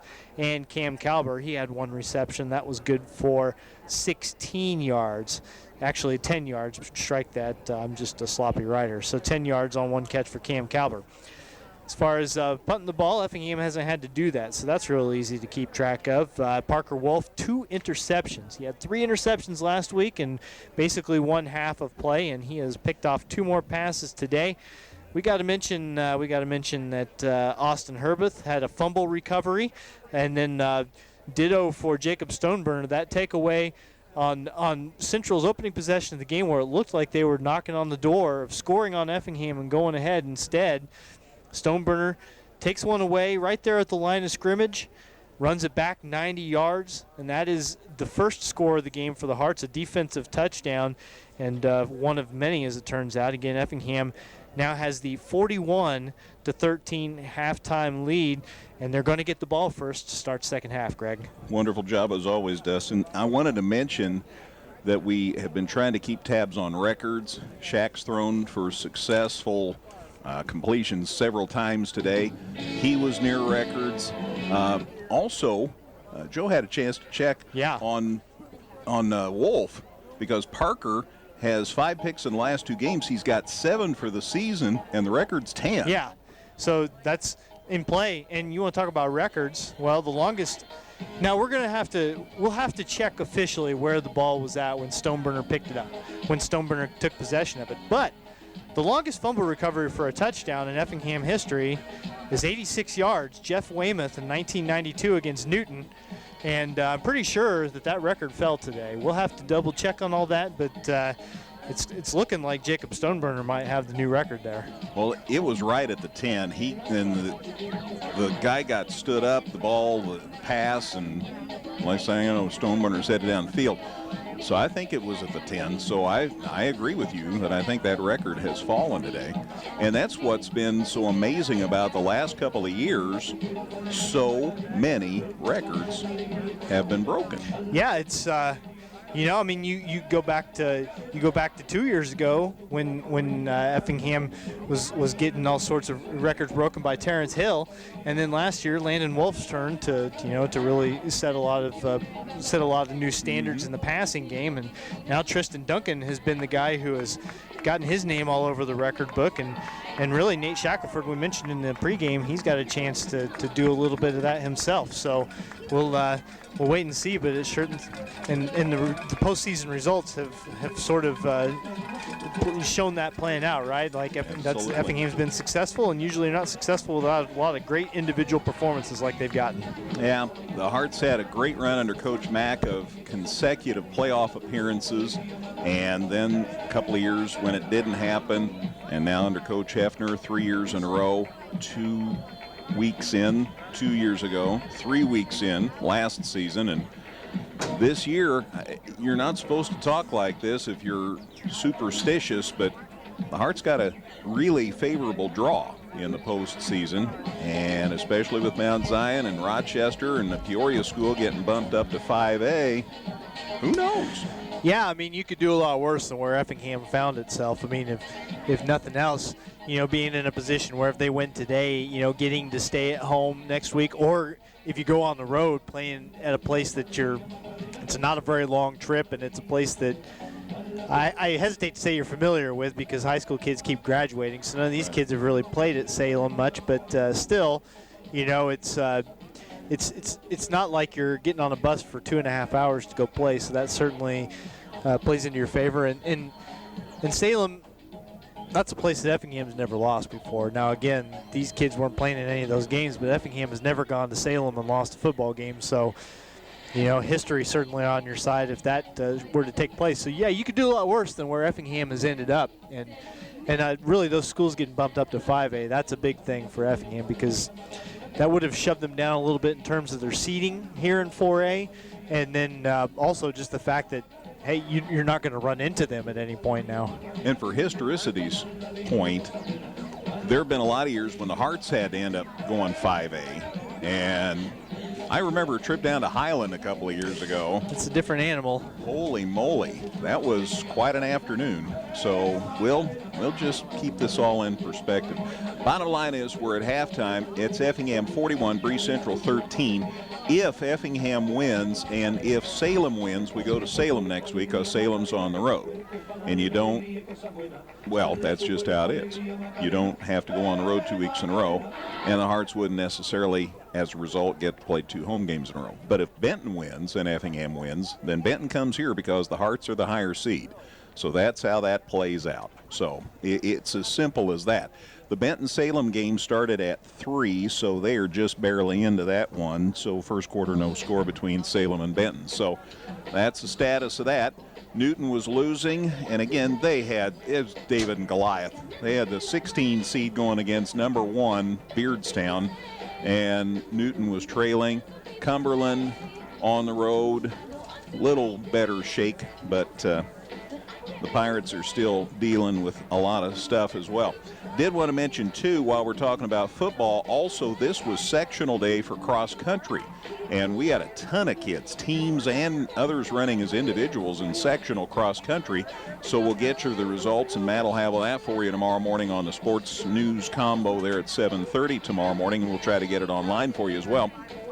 Plus, this is also the final day for the 8th grade girls basketball tournament at Beecher City. Those finals should be done. They started early in the morning with the Concy Championship and then the third place game and then the championship game. So those scores should be in soon if they aren't already. So just about ready for the kickoff for the second half. Let's take a quick break here on 97.9 XFM.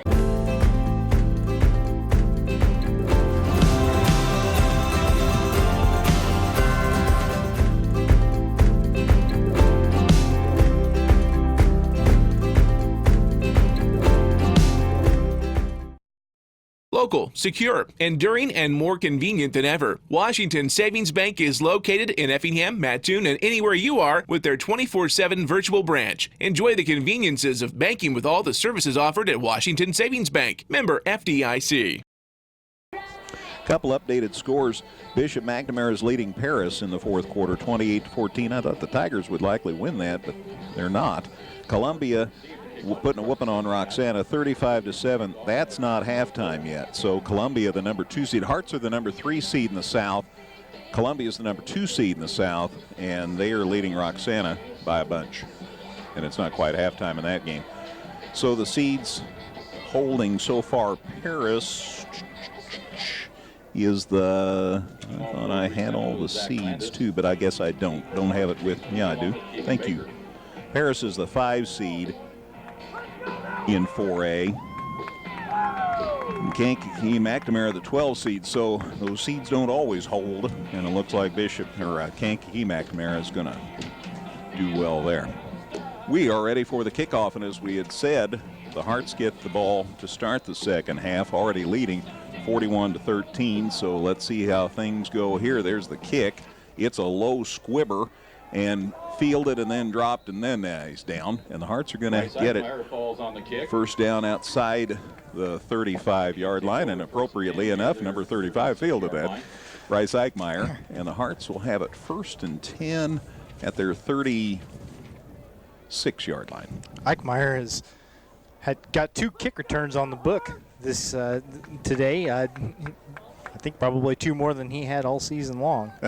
So 1st and 10 for the Hearts. They lead 41-13 as we start the second half here at Klosterman Field. Shack up under center on 1st and 10. Hearts in the usual set. Deep back. Woomer got stuffed. He might have got back to the line of scrimmage. Central must have decided, well, let's key on this guy and see if we can slow their running game down. Zach Malcolm got the tackle. Yeah, loss of 1 back to the 35, Dustin. So 2nd and 11. Hearts need to just hang on the football. That would be the order of the day, yeah. I mean, they've got a big lead. You know, run some clock and don't turn it over. And you'd like to think things would be okay, but you know, getting a couple scores would also probably be all right. Wouldn't mind that a bit. Hearts got 3 people wide, 2 to the near side, 1 up top. And the fake, and Shack keeps, and he has the first down and then some. He's off to the races. He's inside the 35 near the 30 of Central before he goes down. Austin Wesselman might have saved a touchdown for Breese Central. He tackled Shack. They're going to sit it down at the 32-yard line. So from the 35 to the 32, a 33-yard gallop for Nathan Shackelford, and the Hearts have a new set of downs. Yeah, one of the probably the biggest rushing output that Nate Shackelford has put together all season long. They've called his number. He's got gains of 30, 66, and 33 to his credit among his 7 runs. They've got Woomer lined up beside Shack now in the shotgun.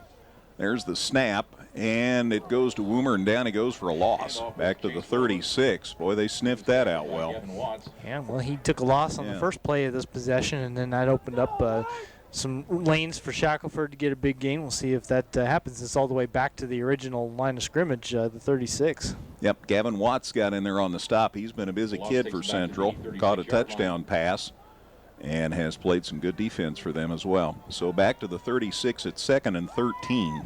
See, I was wrong. Effingham had its own 36. That's what happens when you don't look at your notes very carefully. Shack from the gun here on 2nd and a bunch. Gillum shifts to the near side. Another blocker across the middle. The pass is incomplete. Duncan, the intended receiver. Shack let it go, but they missed connections. Incomplete pass stops clock with 9:57 to go in the third quarter. Brings up a 3rd and 13. And Shackelford, or Duncan rather, tried to reach up with his right hand and maybe get a hand on it. I don't know if he did or not, but the pass was definitely a little too tall for him. Duncan had created some separation, so you'll see the Hearts go back to that for sure. Right now, Holden Lewis is split out wide to the far side along with Duncan. Then you got Cam Calber down here to the near side. Again from the shotgun, 3rd and 13. Shack rolls to the left side. There's a penalty. The Hearts throw. It's caught by Duncan, and he's loose. And he's going to go in for a score. Now let's see whether the score stands. I don't think so. I think we're seeing holding. So nice play, but all for naught. Yeah, so that one's going to come back. I saw the block in question. I wasn't sure if it was a hold or not, but a clearer case for the guys in stripes apparently, and so Effingham's going to get shoved back a little bit further, and obviously the score comes off the board. Flag thrown right at the line of scrimmage, right at the 36, so a 10-yard walk-off back to the 46.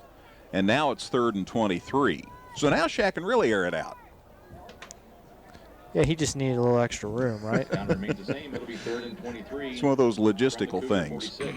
Parker Wolf's in at a receiver spot. Well, he's caught some balls today, just not offensively. See if they get a chance to use him, but that means that they've got a lot of receivers in the game is basically what it boils down to. Gillum's out, and the Hearts bring in another deep threat. Colin Weymouth's in, looking to throw. Boy, look at the time he has. Oh, now he's going to get blitzed. And down he goes, and it's going to be Central football in Effingham territory. Yeah, Shane Becker came in around the left edge, and nobody picked him up at all. And Shackelford never saw him come and took a big hit. And that pushes him all the way back behind the 50-yard line. That's a loss of 5. So 49-yard line of Effingham is where Breese Central's going to get the ball to start this drive. Deep to receive the punt is I'm sorry, that made it 4th down. Yeah, they're going to punt. So Dawson Witten's going to get a chance to kick for the first time today. Lost track on my downs. Dawson Witten, and the snap's over his head. He picks it up. No, he doesn't pick it up. He falls down at the 25. Wow. Yeah, his feet came out from underneath him as he went down for that ball. So rather than trying to run with it or kick it, just get an emergency kick away, that's going to push it all the way back to the 25-yard line. So another 24-yard loss on the play, and Central with an incredibly short field. Dawson is not going to like that. He never had a chance. That snap was way over his head. Yeah, that's mostly not his fault. Between the field conditions and the bad snap. So 1st and 10 for Central at Effingham's 25-yard line. They fake the handoff. The pass is complete, and he gets stood up. Eventually, they take him down. Christian Tehonden with the reception, and Parker Wolf got in there on the stop. From the 25, the completion to the 20. Stepped out of bounds. Let's see. Reception. 20. I'm not sure whether it's 22. Gain of 3. So that pass play good for 3. So it's 2nd and 7 at the Hearts 22. Yard line brings up 2nd and 7. 41-13 Effingham. 8:45 to go in the 3rd quarter. 4A football playoff action at Klosterman Field in Effingham. There's the snap. There's the handoff. That's Hegan, and he is very near a first down. Taken down near the 15-yard line. Jake Logan got up there and made the stop at the 16. So from the 22 to the 16, a gain of 6, and it's 3rd and 1. Big play here, you bet. Probably 2-down territory, of course. Yep. They have it 3rd and 1 at Effingham's 16-yard line. And the ball got loose. That'll help. And who got it? Effingham's all pointing their way. And they're right. Hearts get the fumble. What a big play. I'm not sure who came out of the bottom of that mess. Might have been Mason Hasty. Stoneburner and Hasty both came out of the pile. I don't know who came up with the football, but came loose at the line of scrimmage on the snap, I think, and Effingham came away with it. That's a big break. So no gain, no loss, except they lost the football, and the Hearts get it back 1st and 10 at their 16. 8:08 to go in the 3rd quarter to start this drive. What a huge turnover. Well, that's their 5th turnover of the game, Central's. Shack up under center on 1st down. Woomer gets the handoff, and he got a little, not a lot. Braden Rensing in on the stop. Johnny Keith. For Central. An updated score between the Mount No Zion Braves gain. and MacArthur Still at General. the They are 16. now in overtime at 24. So we get word that Decatur MacArthur and Mount Zion are in overtime now. So that 5A first round playoff game.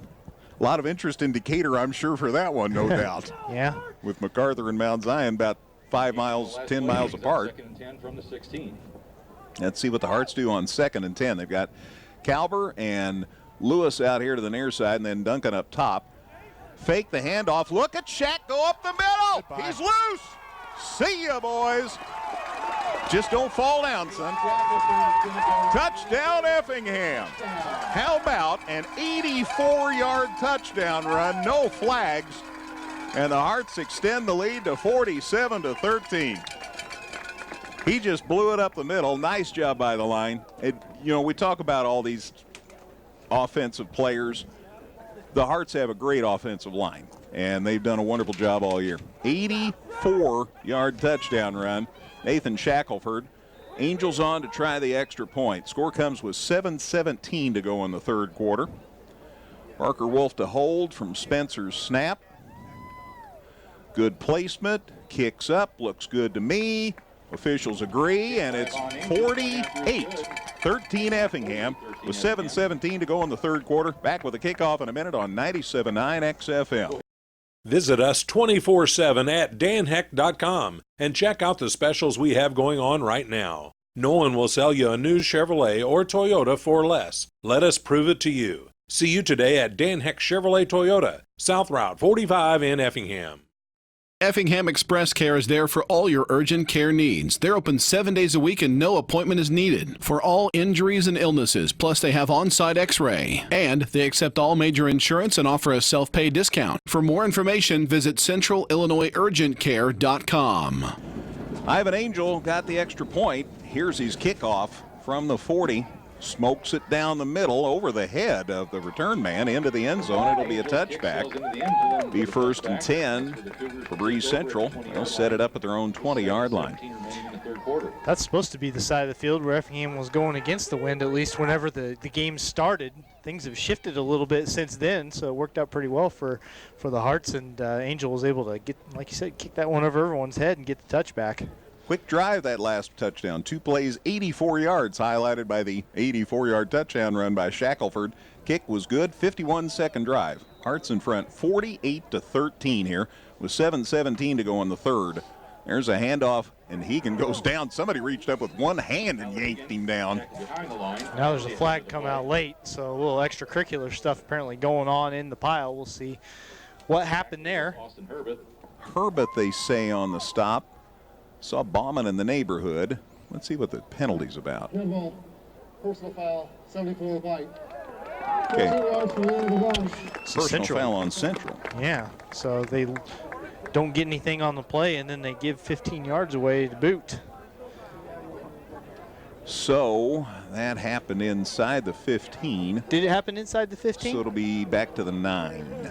Yeah, that's a tough break. I thought maybe the ball was still far enough away. So they threw the flag at the 18. So back to the 9, half the distance. And it's 2nd and 21 for Central at their 9. There's the snap, looking to throw across the middle, and it's dropped. Pass incomplete. So it's 3rd down. Pretty good effort by the receiver, Braden Beckman there. He made a Superman leap trying to catch that one. And now they call another. Yeah, hold. So half the distance, that'll take it inside the 5. So that play didn't actually happen. That's right. They know what to, oh, we were walking the wrong way. Now, I'm sorry, it's going back to line. Correction, that penalty is declined. Okay, there we go. That Effingham makes declined sense. the penalty. Okay. I kind of wondered. Trying to wonder why he was going in that direction. Hearts declined the penalty, so it's still at the 10. So and they're going to throw, and it might get picked. No, it's caught. And a decent run after the catch by Becker, and he got taken down in a hurry by Austin Herbeth. Yeah, he had a long way to go after he caught that. Just a short little pattern that he still had 15 yards to run afterward to try to get a first down. Didn't come anywhere close. Gets it to the 18-yard line, and so a 9-yard pickup is going to bring their punt team out on the field. 4th and 12 for them at their own 18. So they're down 48-13, but you'd have to figure they're just going to try and kick it. Yeah, at this point, you're probably giving points away if you try to go for it here, giving Effingham a 30-yard field if you don't make it. Here's the punt. Nice job. Got it out near midfield. It's caught, and Parker Wolf still on his feet. Shed a tackler. He's to near the 45 before he goes down. Nice job by Parker Wolf. Yeah, I mean, it was an impressive display of breaking tackles and stuff. As close as you are to the other team's end zone already, maybe just fair catching that one is the safe and smart play. But Parker was feeling adventurous, took it at his own 49, and ends up gaining about 5 yards on the play. Yeah, to the 46 of Breese Central. That's where they'll set up shop, the Hearts will, with 6 minutes left in the third quarter, and Effingham already leading 48-13. 6 minutes left in the third quarter to start this drive. Hearts scored first and have scored a lot since then. We'll try to keep you up to date on that Salem game with Benton. Again, they're about an hour behind us, so we might not have the final by the time we go off the air. Shack up under center, and they bring Kalber in tighter. Handoff. Woomer got a nice block out here on the side from Jet Gillum. Otherwise, he wouldn't have got anything. As it is, he got it inside the 45 to the 44. So a gain of 2, and it's 2nd and 8. Johnny Keith came up and made that stop for the Cougars. Tackles by Riley McCauley. So 2nd and 8. He's down to the 44-yard line. 48-13 Effingham. Gain of a yard makes it 2nd and 9. Hearts would go to 9-1 with a win today in their third straight playoff trip. They'll either be here if Benton wins. We'll go to Salem if Salem wins. Handoff, Woomer up the middle. Got his momentum stopped because he had to wait on a block, but he still got it to the 41. So a gain of 3. Pardon me. Braden Rensing came up, made the stop. He was the winner of the 50-50 so gain of 3 to the 41. Starting to feel pretty good about thinking about what the scenario is for next week if the Hearts win, because carry down to the 41 commanding lead, time running down. Seems like things are going to go our way. 35-point lead halfway through the third quarter. I'm feeling pretty good. I don't want to jinx anything, but seems to be pretty well at hand. Shack's going to go to the gun here. There's the snap, rolling to the far side, pass, knocked down as, who was it? Gillum was the intended receiver. Seth Becker came up and made the knockaway. Nice play. Yeah, it was good timing from Becker there to get there and break that one up. Woomer did a good job picking up the blitz and giving Shackelford a chance to make that throw unabated, but just good defense from the Central secondary. Ball still at Central's 41, and the Hearts are going to punt. Yeah. 4th and about 5. They're going to punt it away. See what they can do about pinning Central back near their goal line. Witten, good snap, by the way. Nice punt. Oh, pretty. It hits at about the 15 and then goes out of bounds. So that will give Central a long way to go here on 1st and 10. The 12-yard line. Looks like they're going to mark it at the 12, which would be a 29-yard punt, but it's not so much about the number, the distance number, as much as it is about how close to their end zone you get them. So a nice punt from Witten, and a long field for Central to have to negotiate, and again down by 35 points with basically 1 1/3 quarters to go.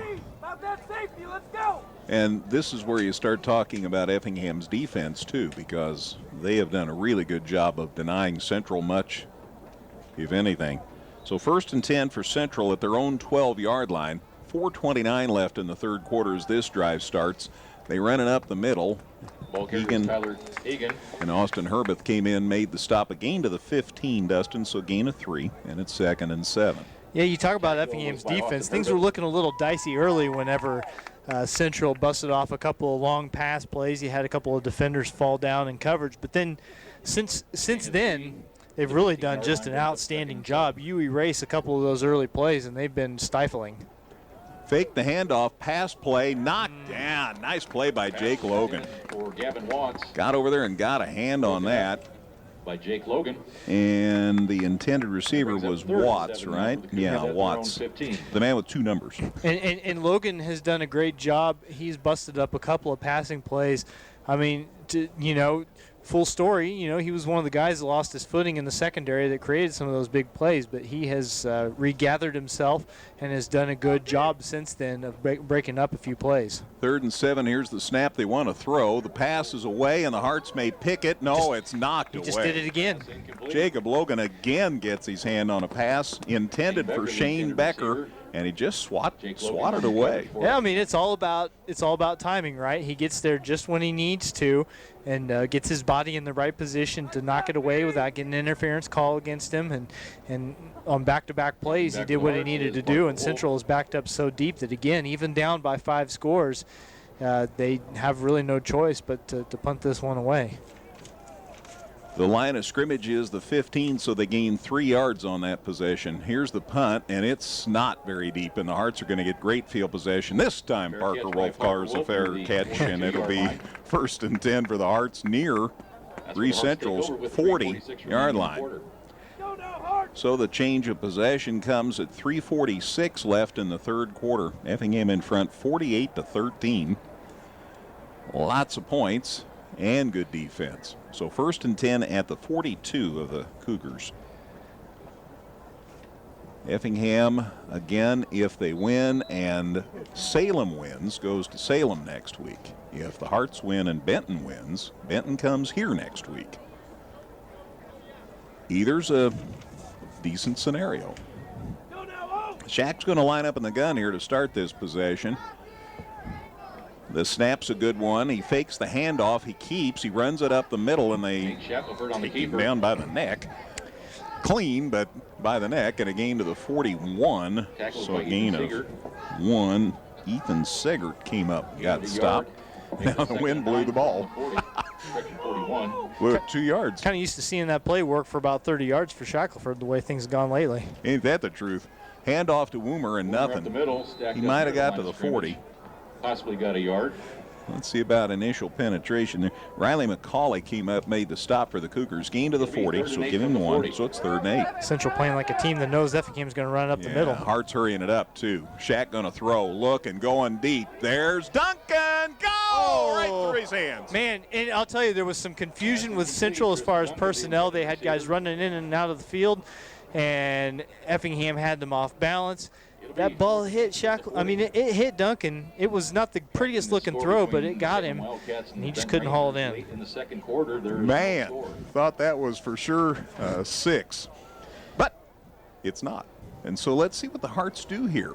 They bring in Witten, and Dawson's going to kick. He's going to punt. Line of scrimmage is Central's 40, but all the offense is off the field. So see where he can land this. Here's the kick, and it's a good one. Hits at about the 12, out of bounds. So again, Central pinned deep in their own territory. And you know, that's so much better than these guys who just want to show you how far they can smoke it, and they hit it out of the end zone, and then it comes out to the 20. Final score in OT, Mount Zion beat MacArthur. Mount Zion 31, Decatur MacArthur 30. So Mount Zion lives to fight another day. Yeah, I'll tell you, they were up against it, down at least 2 touchdowns in the 1st quarter, able to come back. So good for them. And every game they win is credit to Effingham for playing tough with them. Line of scrimmage, the 10. This started with 2:51 left in the 3rd quarter, and no gain. Hegan just ran along the line of scrimmage. Dawson Witten, who just punted, makes the stop. Loss of a yard back to the 9 makes it 2nd and 11. Well, actually, they sit it down on the 9, Dustin. Loss of 1, even so better. It's 2nd and 11. 2.5 to go in the 3rd quarter. 35-point lead. If the Hearts would score again, that'd be more than 40. And let's see what happens. There's the snap. They hand it up the gut. Hegan again to the 14, 15-yard line. Let's see where they spot it. Tackles by Alex Bauman. Alex Bauman on the tackle. A gain of 5 up to the 14-yard Hearts bring line. Elkin in on defense here, and they'll makes it 3rd and 6. Give Haven Prather a breather. So the ball's now back to the 14. Yep. 3rd down. Here's the snap. fake the handoff. They're going to throw. It's up for grabs. And look at the guy. Where's offensive pass interference? They let it go, although Jacob Logan was getting rode like the other guy needed a saddle. But no call, and it's 4th down. That was fairly obvious, but they let it go. So Central will punt it away. And the Hearts ought to get tremendous field position here. Yeah, a lot of 3 and outs lately. Each team getting, Breese Central keeps getting shoved a little further back as Wolf is now sitting just past the 40. Oh, a low snap on the punt. They get it away, and it turned out in Central's favor. Hit about the 48, rolls across midfield, and it'll be Effingham's ball at Effingham's 49. So that turned out a lot better than it might have. 15 to the 36-yard punt. So the Hearts in great field position again at their own 49. Minute 31 left in the 3rd quarter. We have had 1 score in the 3rd quarter. Hearts scored on that big run, 84-yard gallop by Shackelford. Let's see what happens here on 1st and 10. Shack up under center as we start this drive. Looking. Woomer the handoff, and nothing. Might have got back to the line of scrimmage. Braden Rensing again on the stop. Riley McCauley. So no gain, still at the 49. 2nd and 10 from the 49. 2nd and 10. Hearts lead 48-13. Looking to go to 9-1 on the season. Things have kind of reached a stalemate here in the 3rd quarter, but that's really okay for Effingham with the big lead. Time just keeps running off the clock and gets you that much closer to advancing. Still, you'd like to see them sync up a little bit and get something going here. Well, they got single coverage out here on Duncan. There's the pass. Tristan catches it. It's always the run after the catch that's fun. He's still on his feet. He's inside the 30 before he goes down. Inside the 30-yard he is so much fun to watch. Yeah, that's the thing. He can beat you a couple different ways. We've seen him get behind the secondary and catch a couple passes, maybe have a couple that he should have caught but didn't. But then also he can just catch that short little screen pass and then pick his way through for a big gain. Gets it all the way to the 28 there. Gain at 23. And a new set of downs for the Hearts. That was a great run after the catch. Shed at least 1 tackler. Now he's going to split out wide to the far side. He is the lone deep man for Effingham on this set. Shack up under center. Fakes the handoff. Looking for Tristan. Tristan's open. Instead, he goes down short to Gillum. Pass is complete to Jets got it, and he's near the 25-yard line. Gillum was actually pretty well covered by Shane Becker. It's just that he's so much bigger that Shackelford was able to just basically put it up where he could reach it, get a little gain out of it as the 3rd quarter comes to an end. Just shy of the 25-yard line, so Dustin, let's give him 3. 3rd quarter is at an end. Playoff action at Klosterman Field. It's Effingham 48, Breese Central 13 on 97.9 XFM. Evergreen Nursing and Rehabilitation Center is proud to announce their new outpatient therapy. Evergreen now offers physical, occupational, and speech therapies for their patients. If you need therapy, don't worry. Evergreen's outpatient therapy can help you too. Give Evergreen a call today for a tour. Whether you're in the market to purchase a new or pre-owned vehicle, Northside Ford on North Keller Drive in Effingham will find a car that works for you. Check out their selection of cars and trucks today.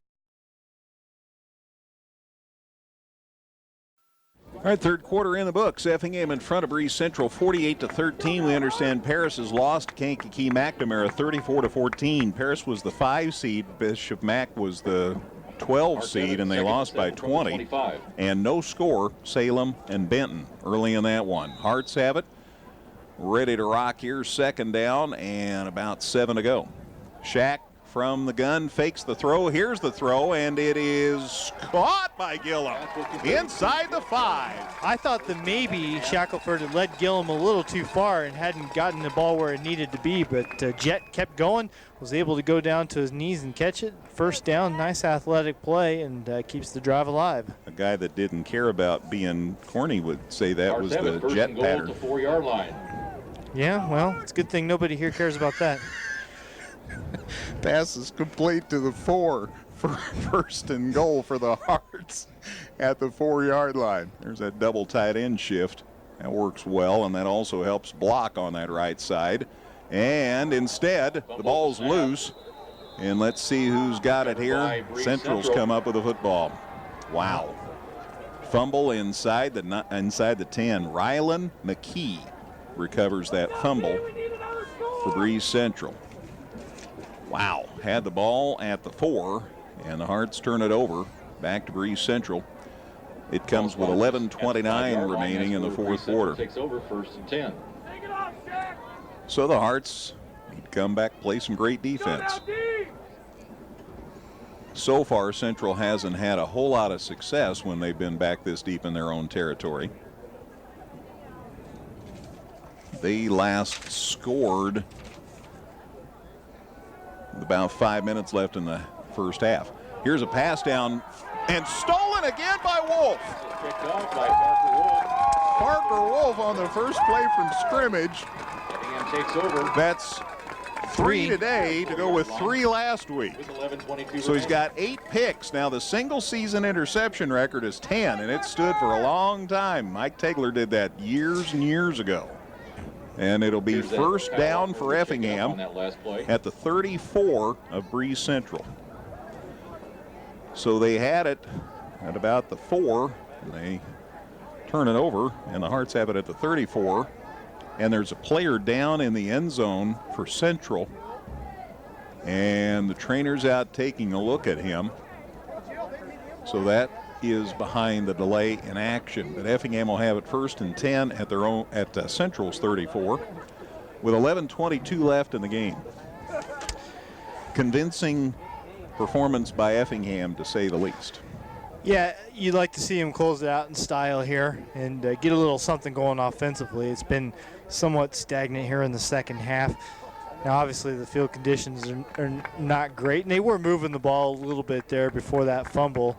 And I don't expect that the fumbling is caused by much more than just the fact that it is pretty sloppy and wet out there. But still, it'd be nice to get a score here at some point in the second half, just to, in the fourth quarter here, just to kind of feel good about things going into that next week's matchup.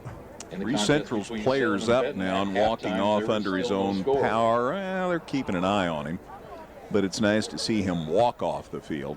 That's always good news. Holding his ribs, though. And we'll let you know who it is. It is Athmer. All right, so it's Athmer, their quarterback. That's not great for them. So we'll see what impact that has on the rest of the game. As it is, Effingham has it 1st and 10 at Central's 34-yard line with 11:22 left in the show. Shack up under center. Hearts are back to the eye. They've got 2 guys split out here wide to the near side, and Shack gives the handoff to Woomer, and boy, they get him to the 31, so a gain of about 3. That'll make it 2nd and 7. Gavin Watts on the stop. This second half hasn't been the easiest one for Woomer, and it's not his fault. There just hasn't been a lot of room for him, but he has not been able to get much of anything going. It has set Shackelford up for a big play here and there, but Chase has had some tough sledding to go in this second half. Holden Lewis in with a play for the Hearts. He split out wide to the far side, and then you've got Duncan down here to the near side. And the backs in the eye.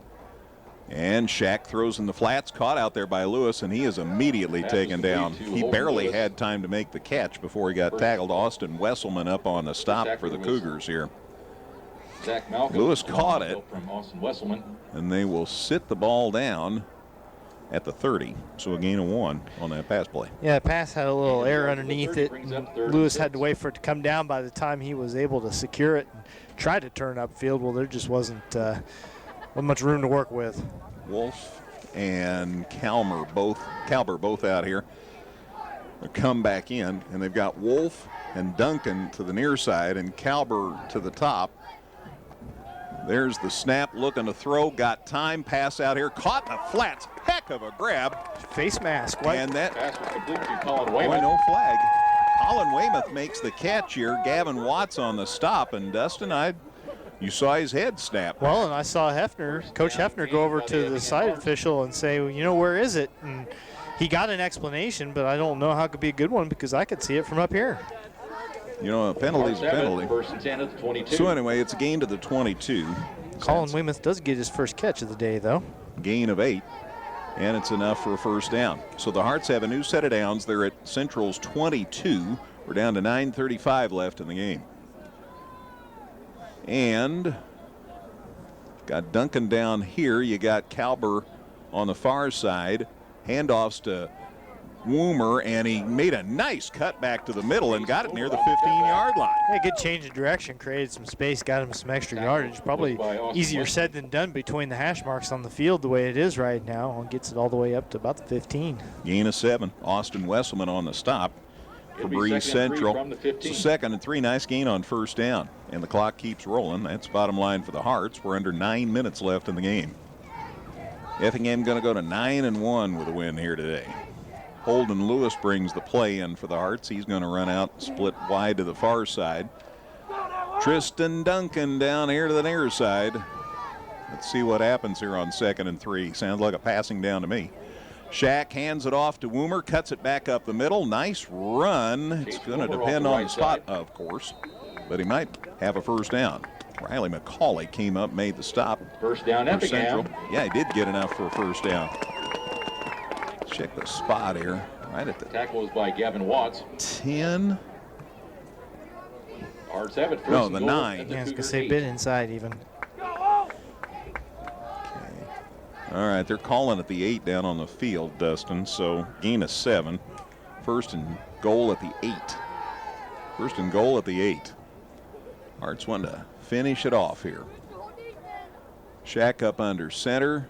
There's the snap. Fakes the handoff, roll into the near side. Got a catch out here by Gillum to the 5. Touchdown, Effingham.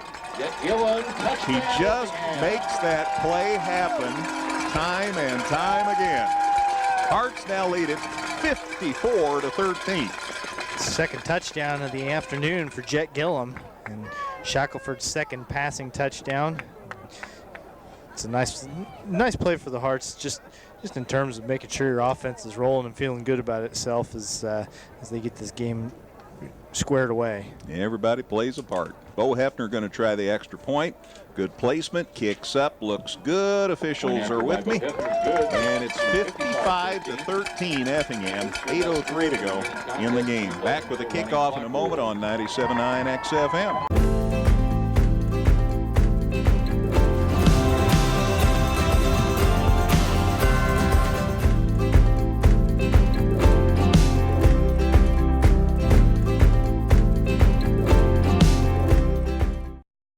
Local, secure, enduring, and more convenient than ever. Washington Savings Bank is located in Effingham, Mattoon, and anywhere you are with their 24/7 virtual branch. Enjoy the conveniences of banking with all the services offered at Washington Savings Bank. Member FDIC. Ball's taken at about the 20. They back cross Hegan to the far side of the field, and he's still on his feet, coming back to the middle of the field, and he finally went down near the midfield stripe. Tyler Hegan on the return for the Cougars. Austin Herbeth came up, made the stop. He's had a day. Tackle by Austin Herbeth. Hegan to the 48. Nope, 49. Man. All right, so Breese Central at their own 49 to start this drive, which will start with 7:27 to go. And I believe we've got continuous clock the rest of the show, as we've had a lot of times this year. There's the quarterback. He is back, and the ball is again swatted away from Jacob Stoneburner. He got his hands on a pass, and it's incomplete.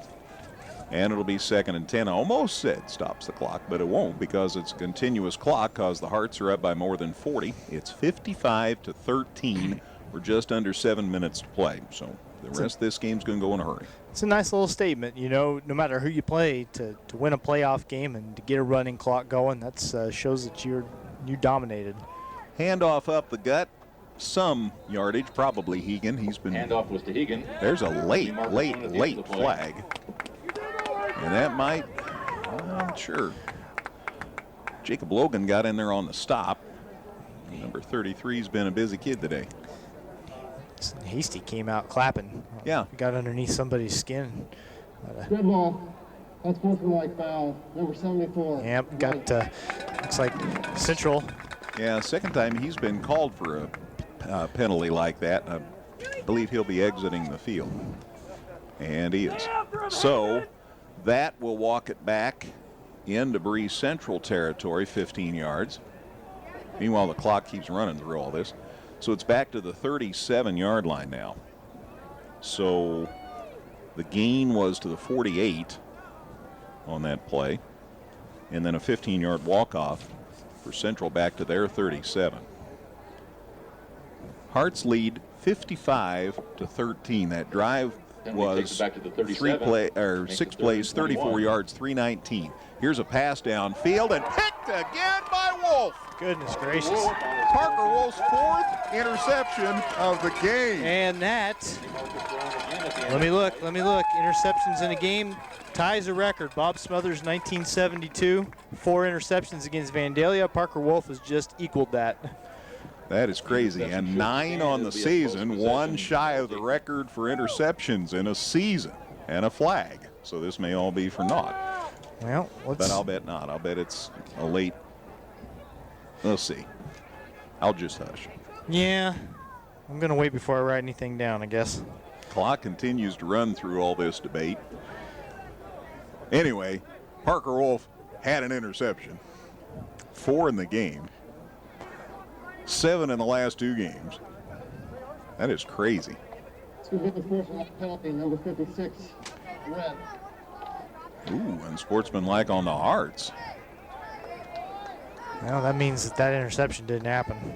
So, all that talk about records being tied, unfortunately. And that stinks, especially for Parker Wolf. Chance to get your name in the record books. So hopefully he'll catch the next pass. Well, the way it's going, it may not be over for him yet.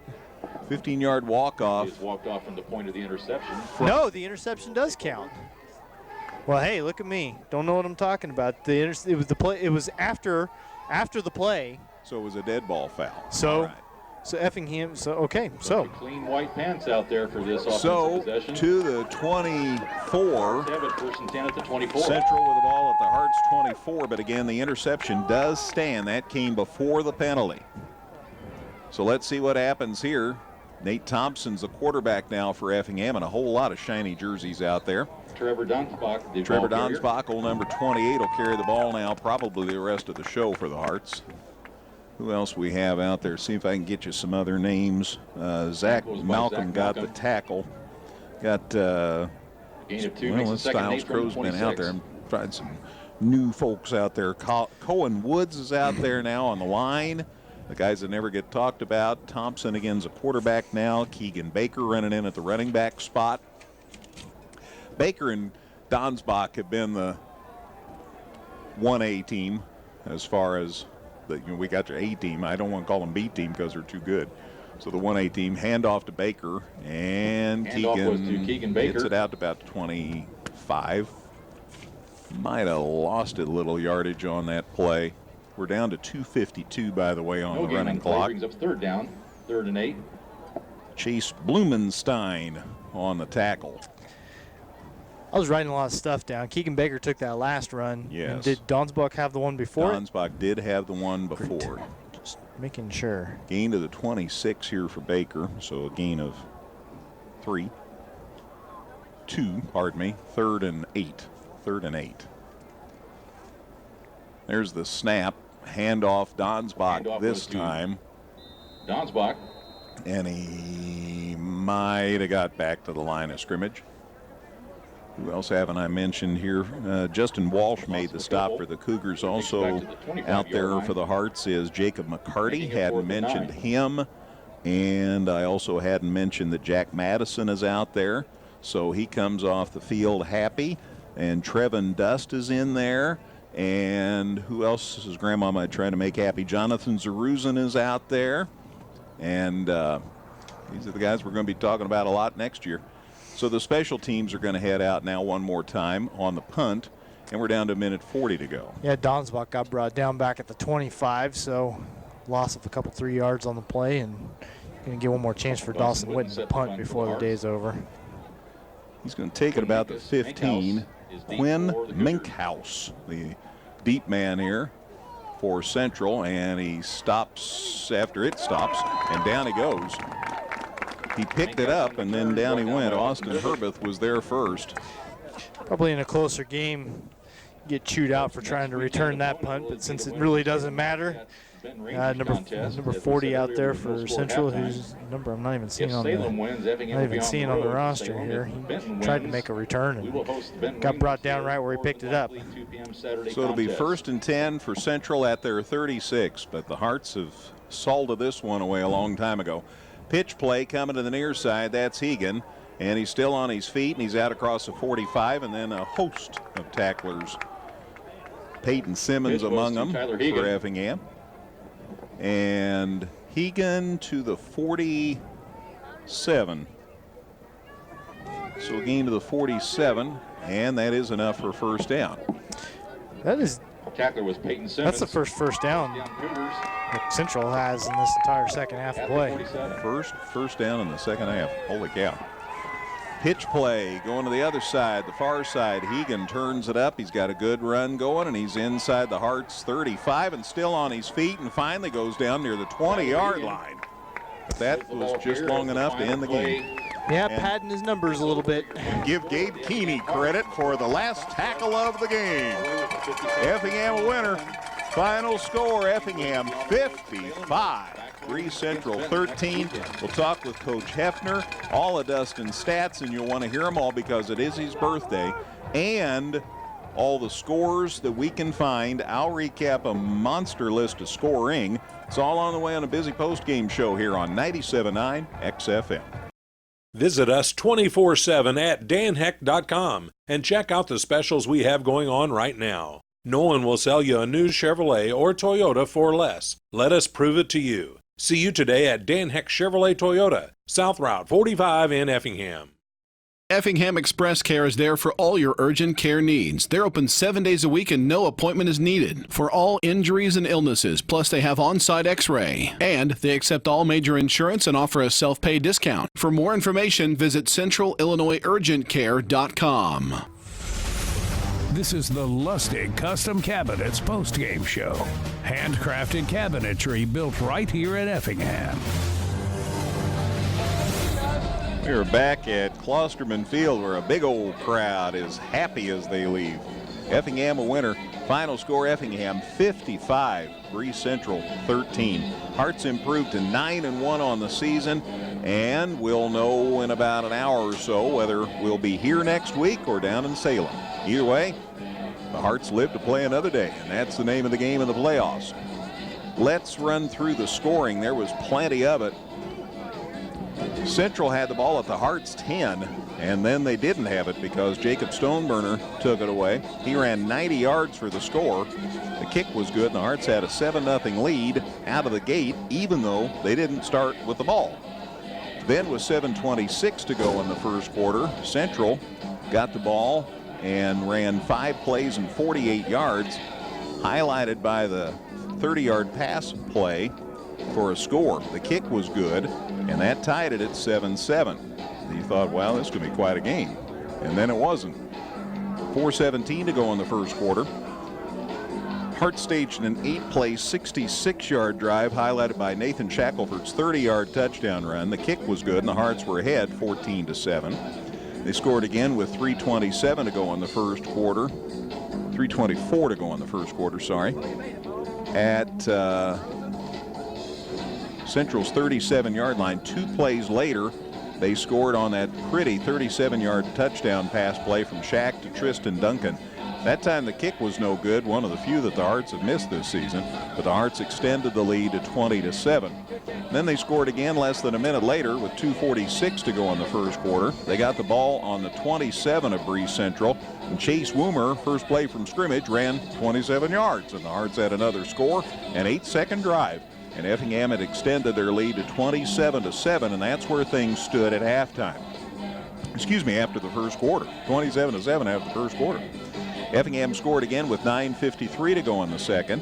That was a pretty drive. 10 plays, 77 yards, took 3:45 off the clock. Shaq lost a yard, then ran it in from a yard out, and the kick was good, and the Hearts had it up 34-7. Central scored their other touchdown with 5:47 to go in the second quarter.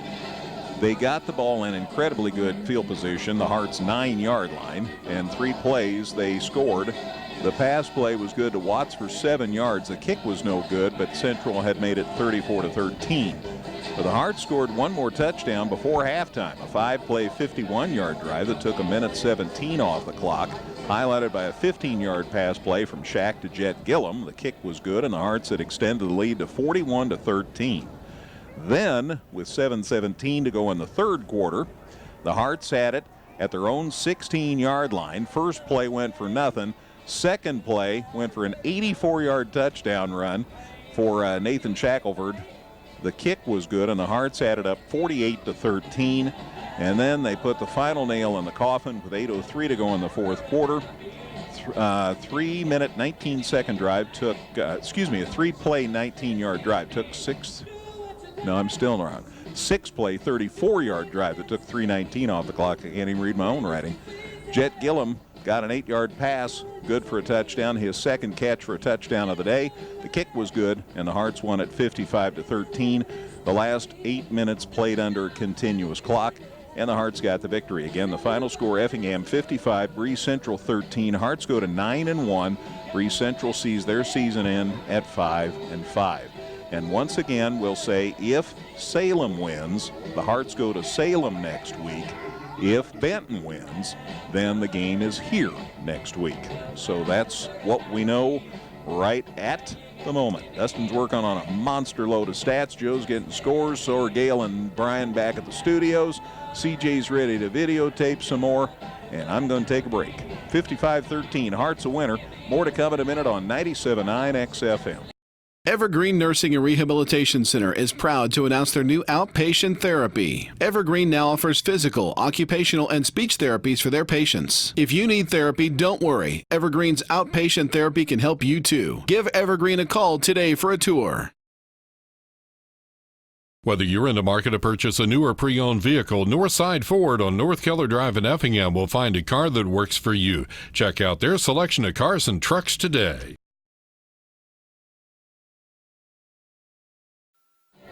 All right, we're back at Klosterman Field. Final score again, Effingham 55, Breese Central 13.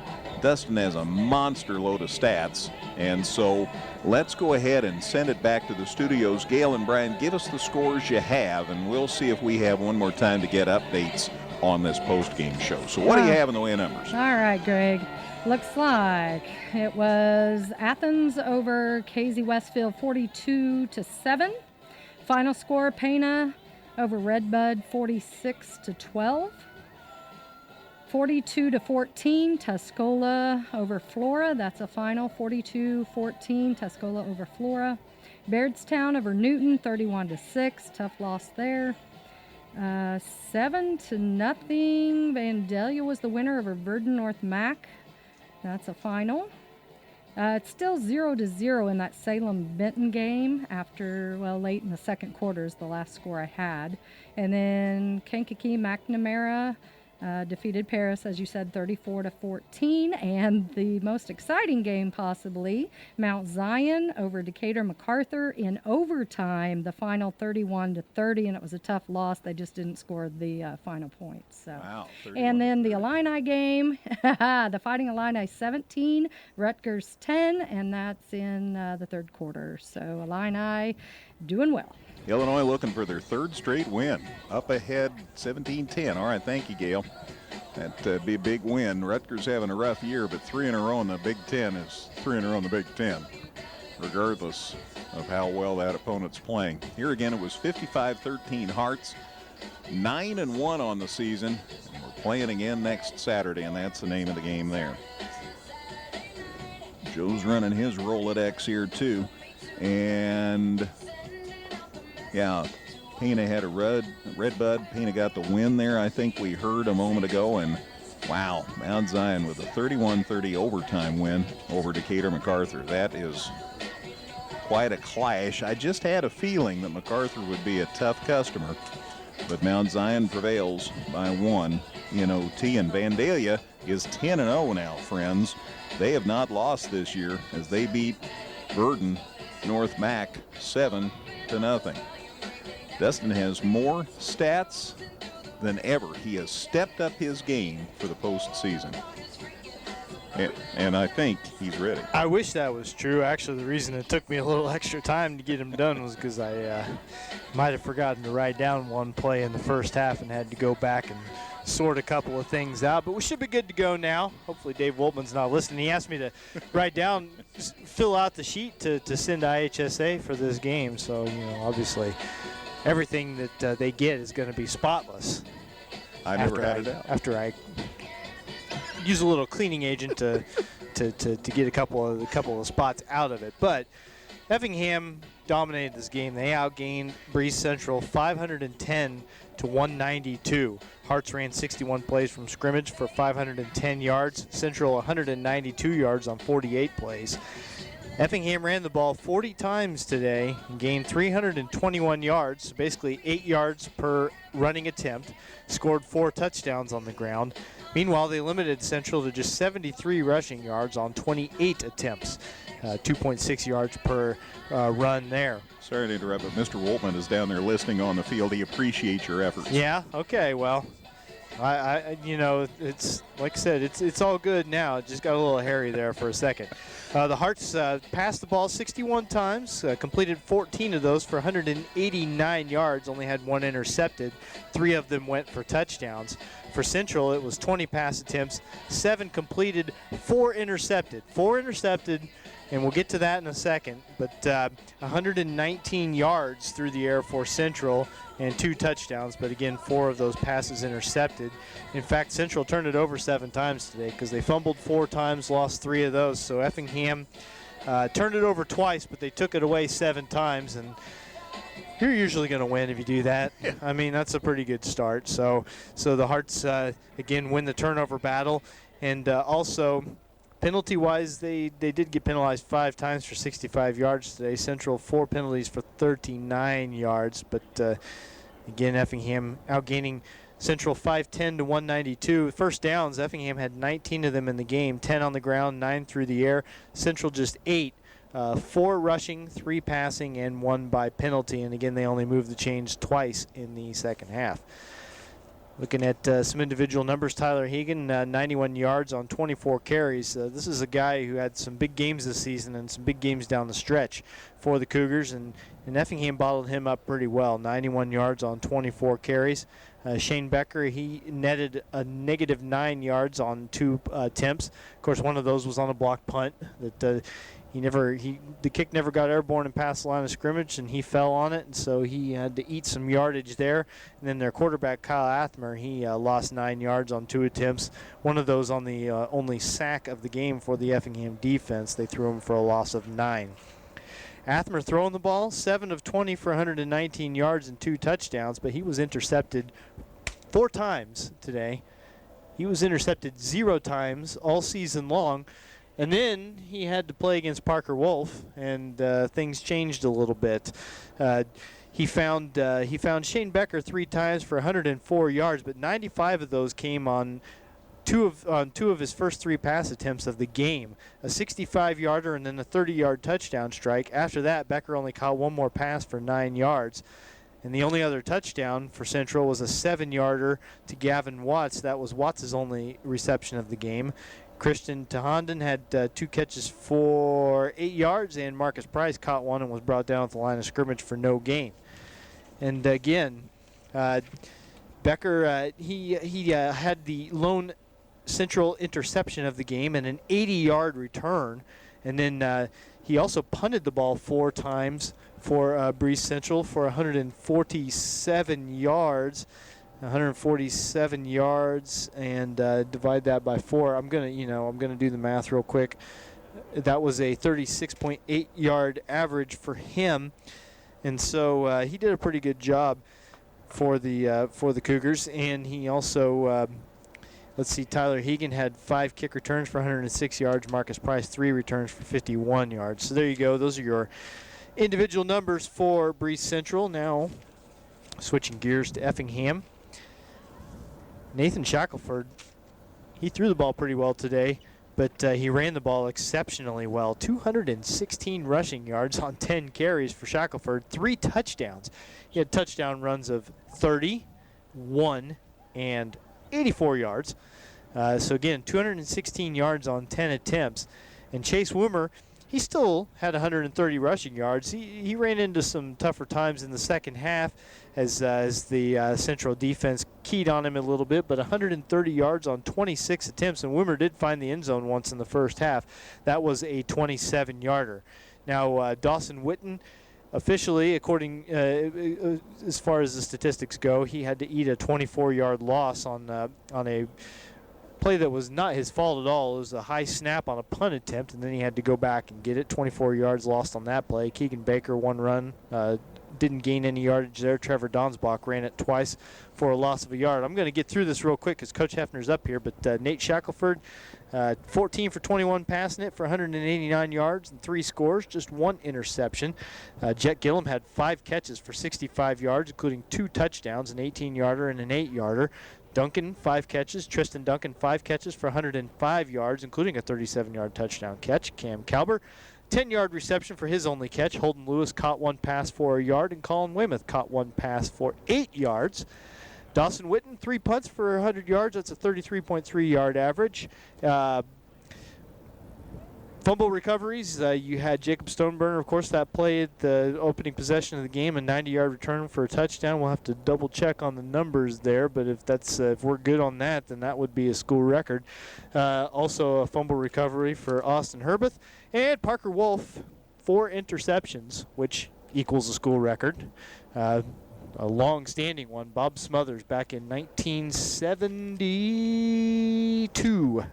So that was a long time ago, and I think I'm rushing through these, but I think I've got everything, and just in time to only keep Coach Hefner waiting a little while to talk about this opening round playoff win for his Hearts. Thank you, Dustin. Yeah, Brett Hefner will join us now on the post-game show, and gosh, so much to talk about, Coach. I don't hardly know where to start, so I'll start with congratulations on getting a win. Well, thanks. Happy for our kids. Played hard, had chances to make some more plays, but all in all, when you don't get outside to practice but once, to come out and do that, pretty impressive job by our kids. We had the situation where Effingham was able to capitalize on a turnover to get going, but then Central came right back and scored, and at that point it looked like it was going to be anybody's ball game, but your kids did a good job turning that around. Yeah, we hung in there defensively. I mean, the footing was tough out there, sloppy in a lot of places. A couple times we had guys lose their footing, on a couple of long pass plays. But all in all, I thought defensively played pretty well. Offensively, for the most part, executed. We left a few out there, but also made some plays. So, but proud of our guys, happy for them. Lots to talk about because I've got people to talk. We talked about Parker Wolf. He had the 3 picks last week. He had 4 more today. That's 7 in 2 games. That's nice play by your corner. Yeah, he's our best cover guy. That's why he's, he plays where he does within the game plan. Everybody talks about the. Hey, what about the Mount Zion game? Well, first of all, number 20 is pretty good. Yeah. And in 3 years, let me know where he's going. And Parker's in pretty good shape in a couple of those plays. And today he's in the same place. And last week he was in the same place, and he made plays. And he's going to continue to make plays. He just has a unique ability he doesn't panic. He has a unique ability to stay in phase, and his ball skills are unbelievable. He goes up and high points the ball, and we're very fortunate to have him on our side. Shaq is so close to, we had him close to 2,000 yards. He's just thrown for lots of touchdowns, threw to more kids over the course of the season. It used to just be Shaq and Tristan, and now it's Shaq and whoever. Yeah, and we we talk about that. The catch Colin Weymouth makes at the end of the game. Yeah. Unbelievable catch. Well, go see how many catches he has on the year, and he can make plays like that. We got a lot of guys, both tight ends, can catch the ball. Cam can catch it. Jet out of the backfield. Holden's made catches. We got guys that can catch. Parker's had catches. We got guys that can make plays. It's just, you got a home run threat like Tristan, and if he gets loose and running, you throw him the ball, and they want to cover him with 2 people, and then other people got to make plays. Or, your quarterback all of a sudden this week makes plays with his feet, and we did a little bit of it during the season, but not a ton because it's a risk-reward thing. Well, now, you rep all that stuff for this week. And now you're into week 10, week 11, week 12, hopefully, and beyond. It takes all those parts. But if you do all that stuff for 9 weeks, how beat up is he when he gets here? So that's a big part of it too. And he's got a great understanding of what we're trying to do, and we're fortunate. We got a lot of really good football players. Without a doubt. And I talked about it earlier today, and I haven't talked about it enough because you get all enamored with the backs and the quarterback and all of that. But boy, I tell you, the line played well. Yeah, we dealt with something. Ethan's knee acted up last night. And he had a great week of practice. I feel horrible for him. Moved better than he's ever moved since the injury. And so we had no practice, not a ton of practice time with this group, as it was. I mean, they got a little bit, but yeah. So they played for the conditions. Played pretty well today. The guys that help out on tackles got me the tackle sheet, and I wanted to especially give a shout out to Austin Herveth because they had him for 12 tackles, 1 for loss, and a sack. That's a pretty good day. Yeah. I mean, we're fortunate. We got guys that play hard. Our coaches do a good job with them. They understand our scheme. They understand, fundamentally, the technique, and then the big thing is just how much effort they play with. They play hard and they compete, and that's why we're going on to play next week. And we don't know who that's going to be, but trip down to Salem's not so bad. Home game be great. Home game would be better. Yeah, I'd be all in favor of another home game. We get out here, roll this field out a little bit, and hopefully dry it out some. It was pretty wet. Are we way past the point that there aren't too many more secrets as far as I mean, you can get enough else? You can get enough film on people, and I mean, you're going to do what you do. It's not like you're all of a sudden you're going to get to week 11 and stop trying to throw Tristan the ball, or you're going to stop. You're going to stop. Thank you. You're not going to stop. You're not going to stop doing that either. Somebody's going to have people good enough to do it. I mean, it gets to this point. I mean, everybody at this point is very well coached. They're very well, and you get this point. We talk about it all the time, and we left some out there. And our guys that will be the first to tell you that, players make plays, and when you get in games like this, you don't get 5 deep balls. Like, you get 1 or 2, and you better capitalize on those 1 or 2. And or you get 1 or 2 chances at making an interception, you better make it. And so that's the difference in a game from here on out with that. But yeah, there's no secrets. We're to the point now that it's hard not to project ahead, and I understand playing them one at a time and all of that. I do, but geez, second week of the playoffs 2 years ago, third week of the playoffs last year. Who knows this year? Yeah, I don't know. We'll worry about round 2. Hopefully it's a home game. Hoping it's a home game because it's great to not have to travel and great to play in front of a home crowd. Great atmosphere here today. Yeah, it always is. I'll tell you what, it's tough to beat. Sun's out. I mean, it was a little windy, but the sun was out. I just wish we hadn't gotten all that rain this week, and we had a little bit drier track out there. But both people have to play on it. So yeah, a lot of crowd. It just was a great atmosphere. Yeah. So thanks for coming up. Congratulations on the win. Glad we get to talk next week. You and I both. Hope it's after another win. Very good. Thanks, Brett. All right. Thanks, Greg. You Appreciate bet. it. Hearts coach Brett Hefner, always a pleasure.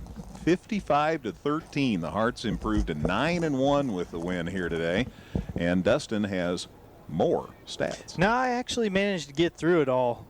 By the time Brett had to wait a second. Now I had to make him wait, but I did manage to get through everything. So. What is your birthday? So good pull rank. That's the third time you mentioned that.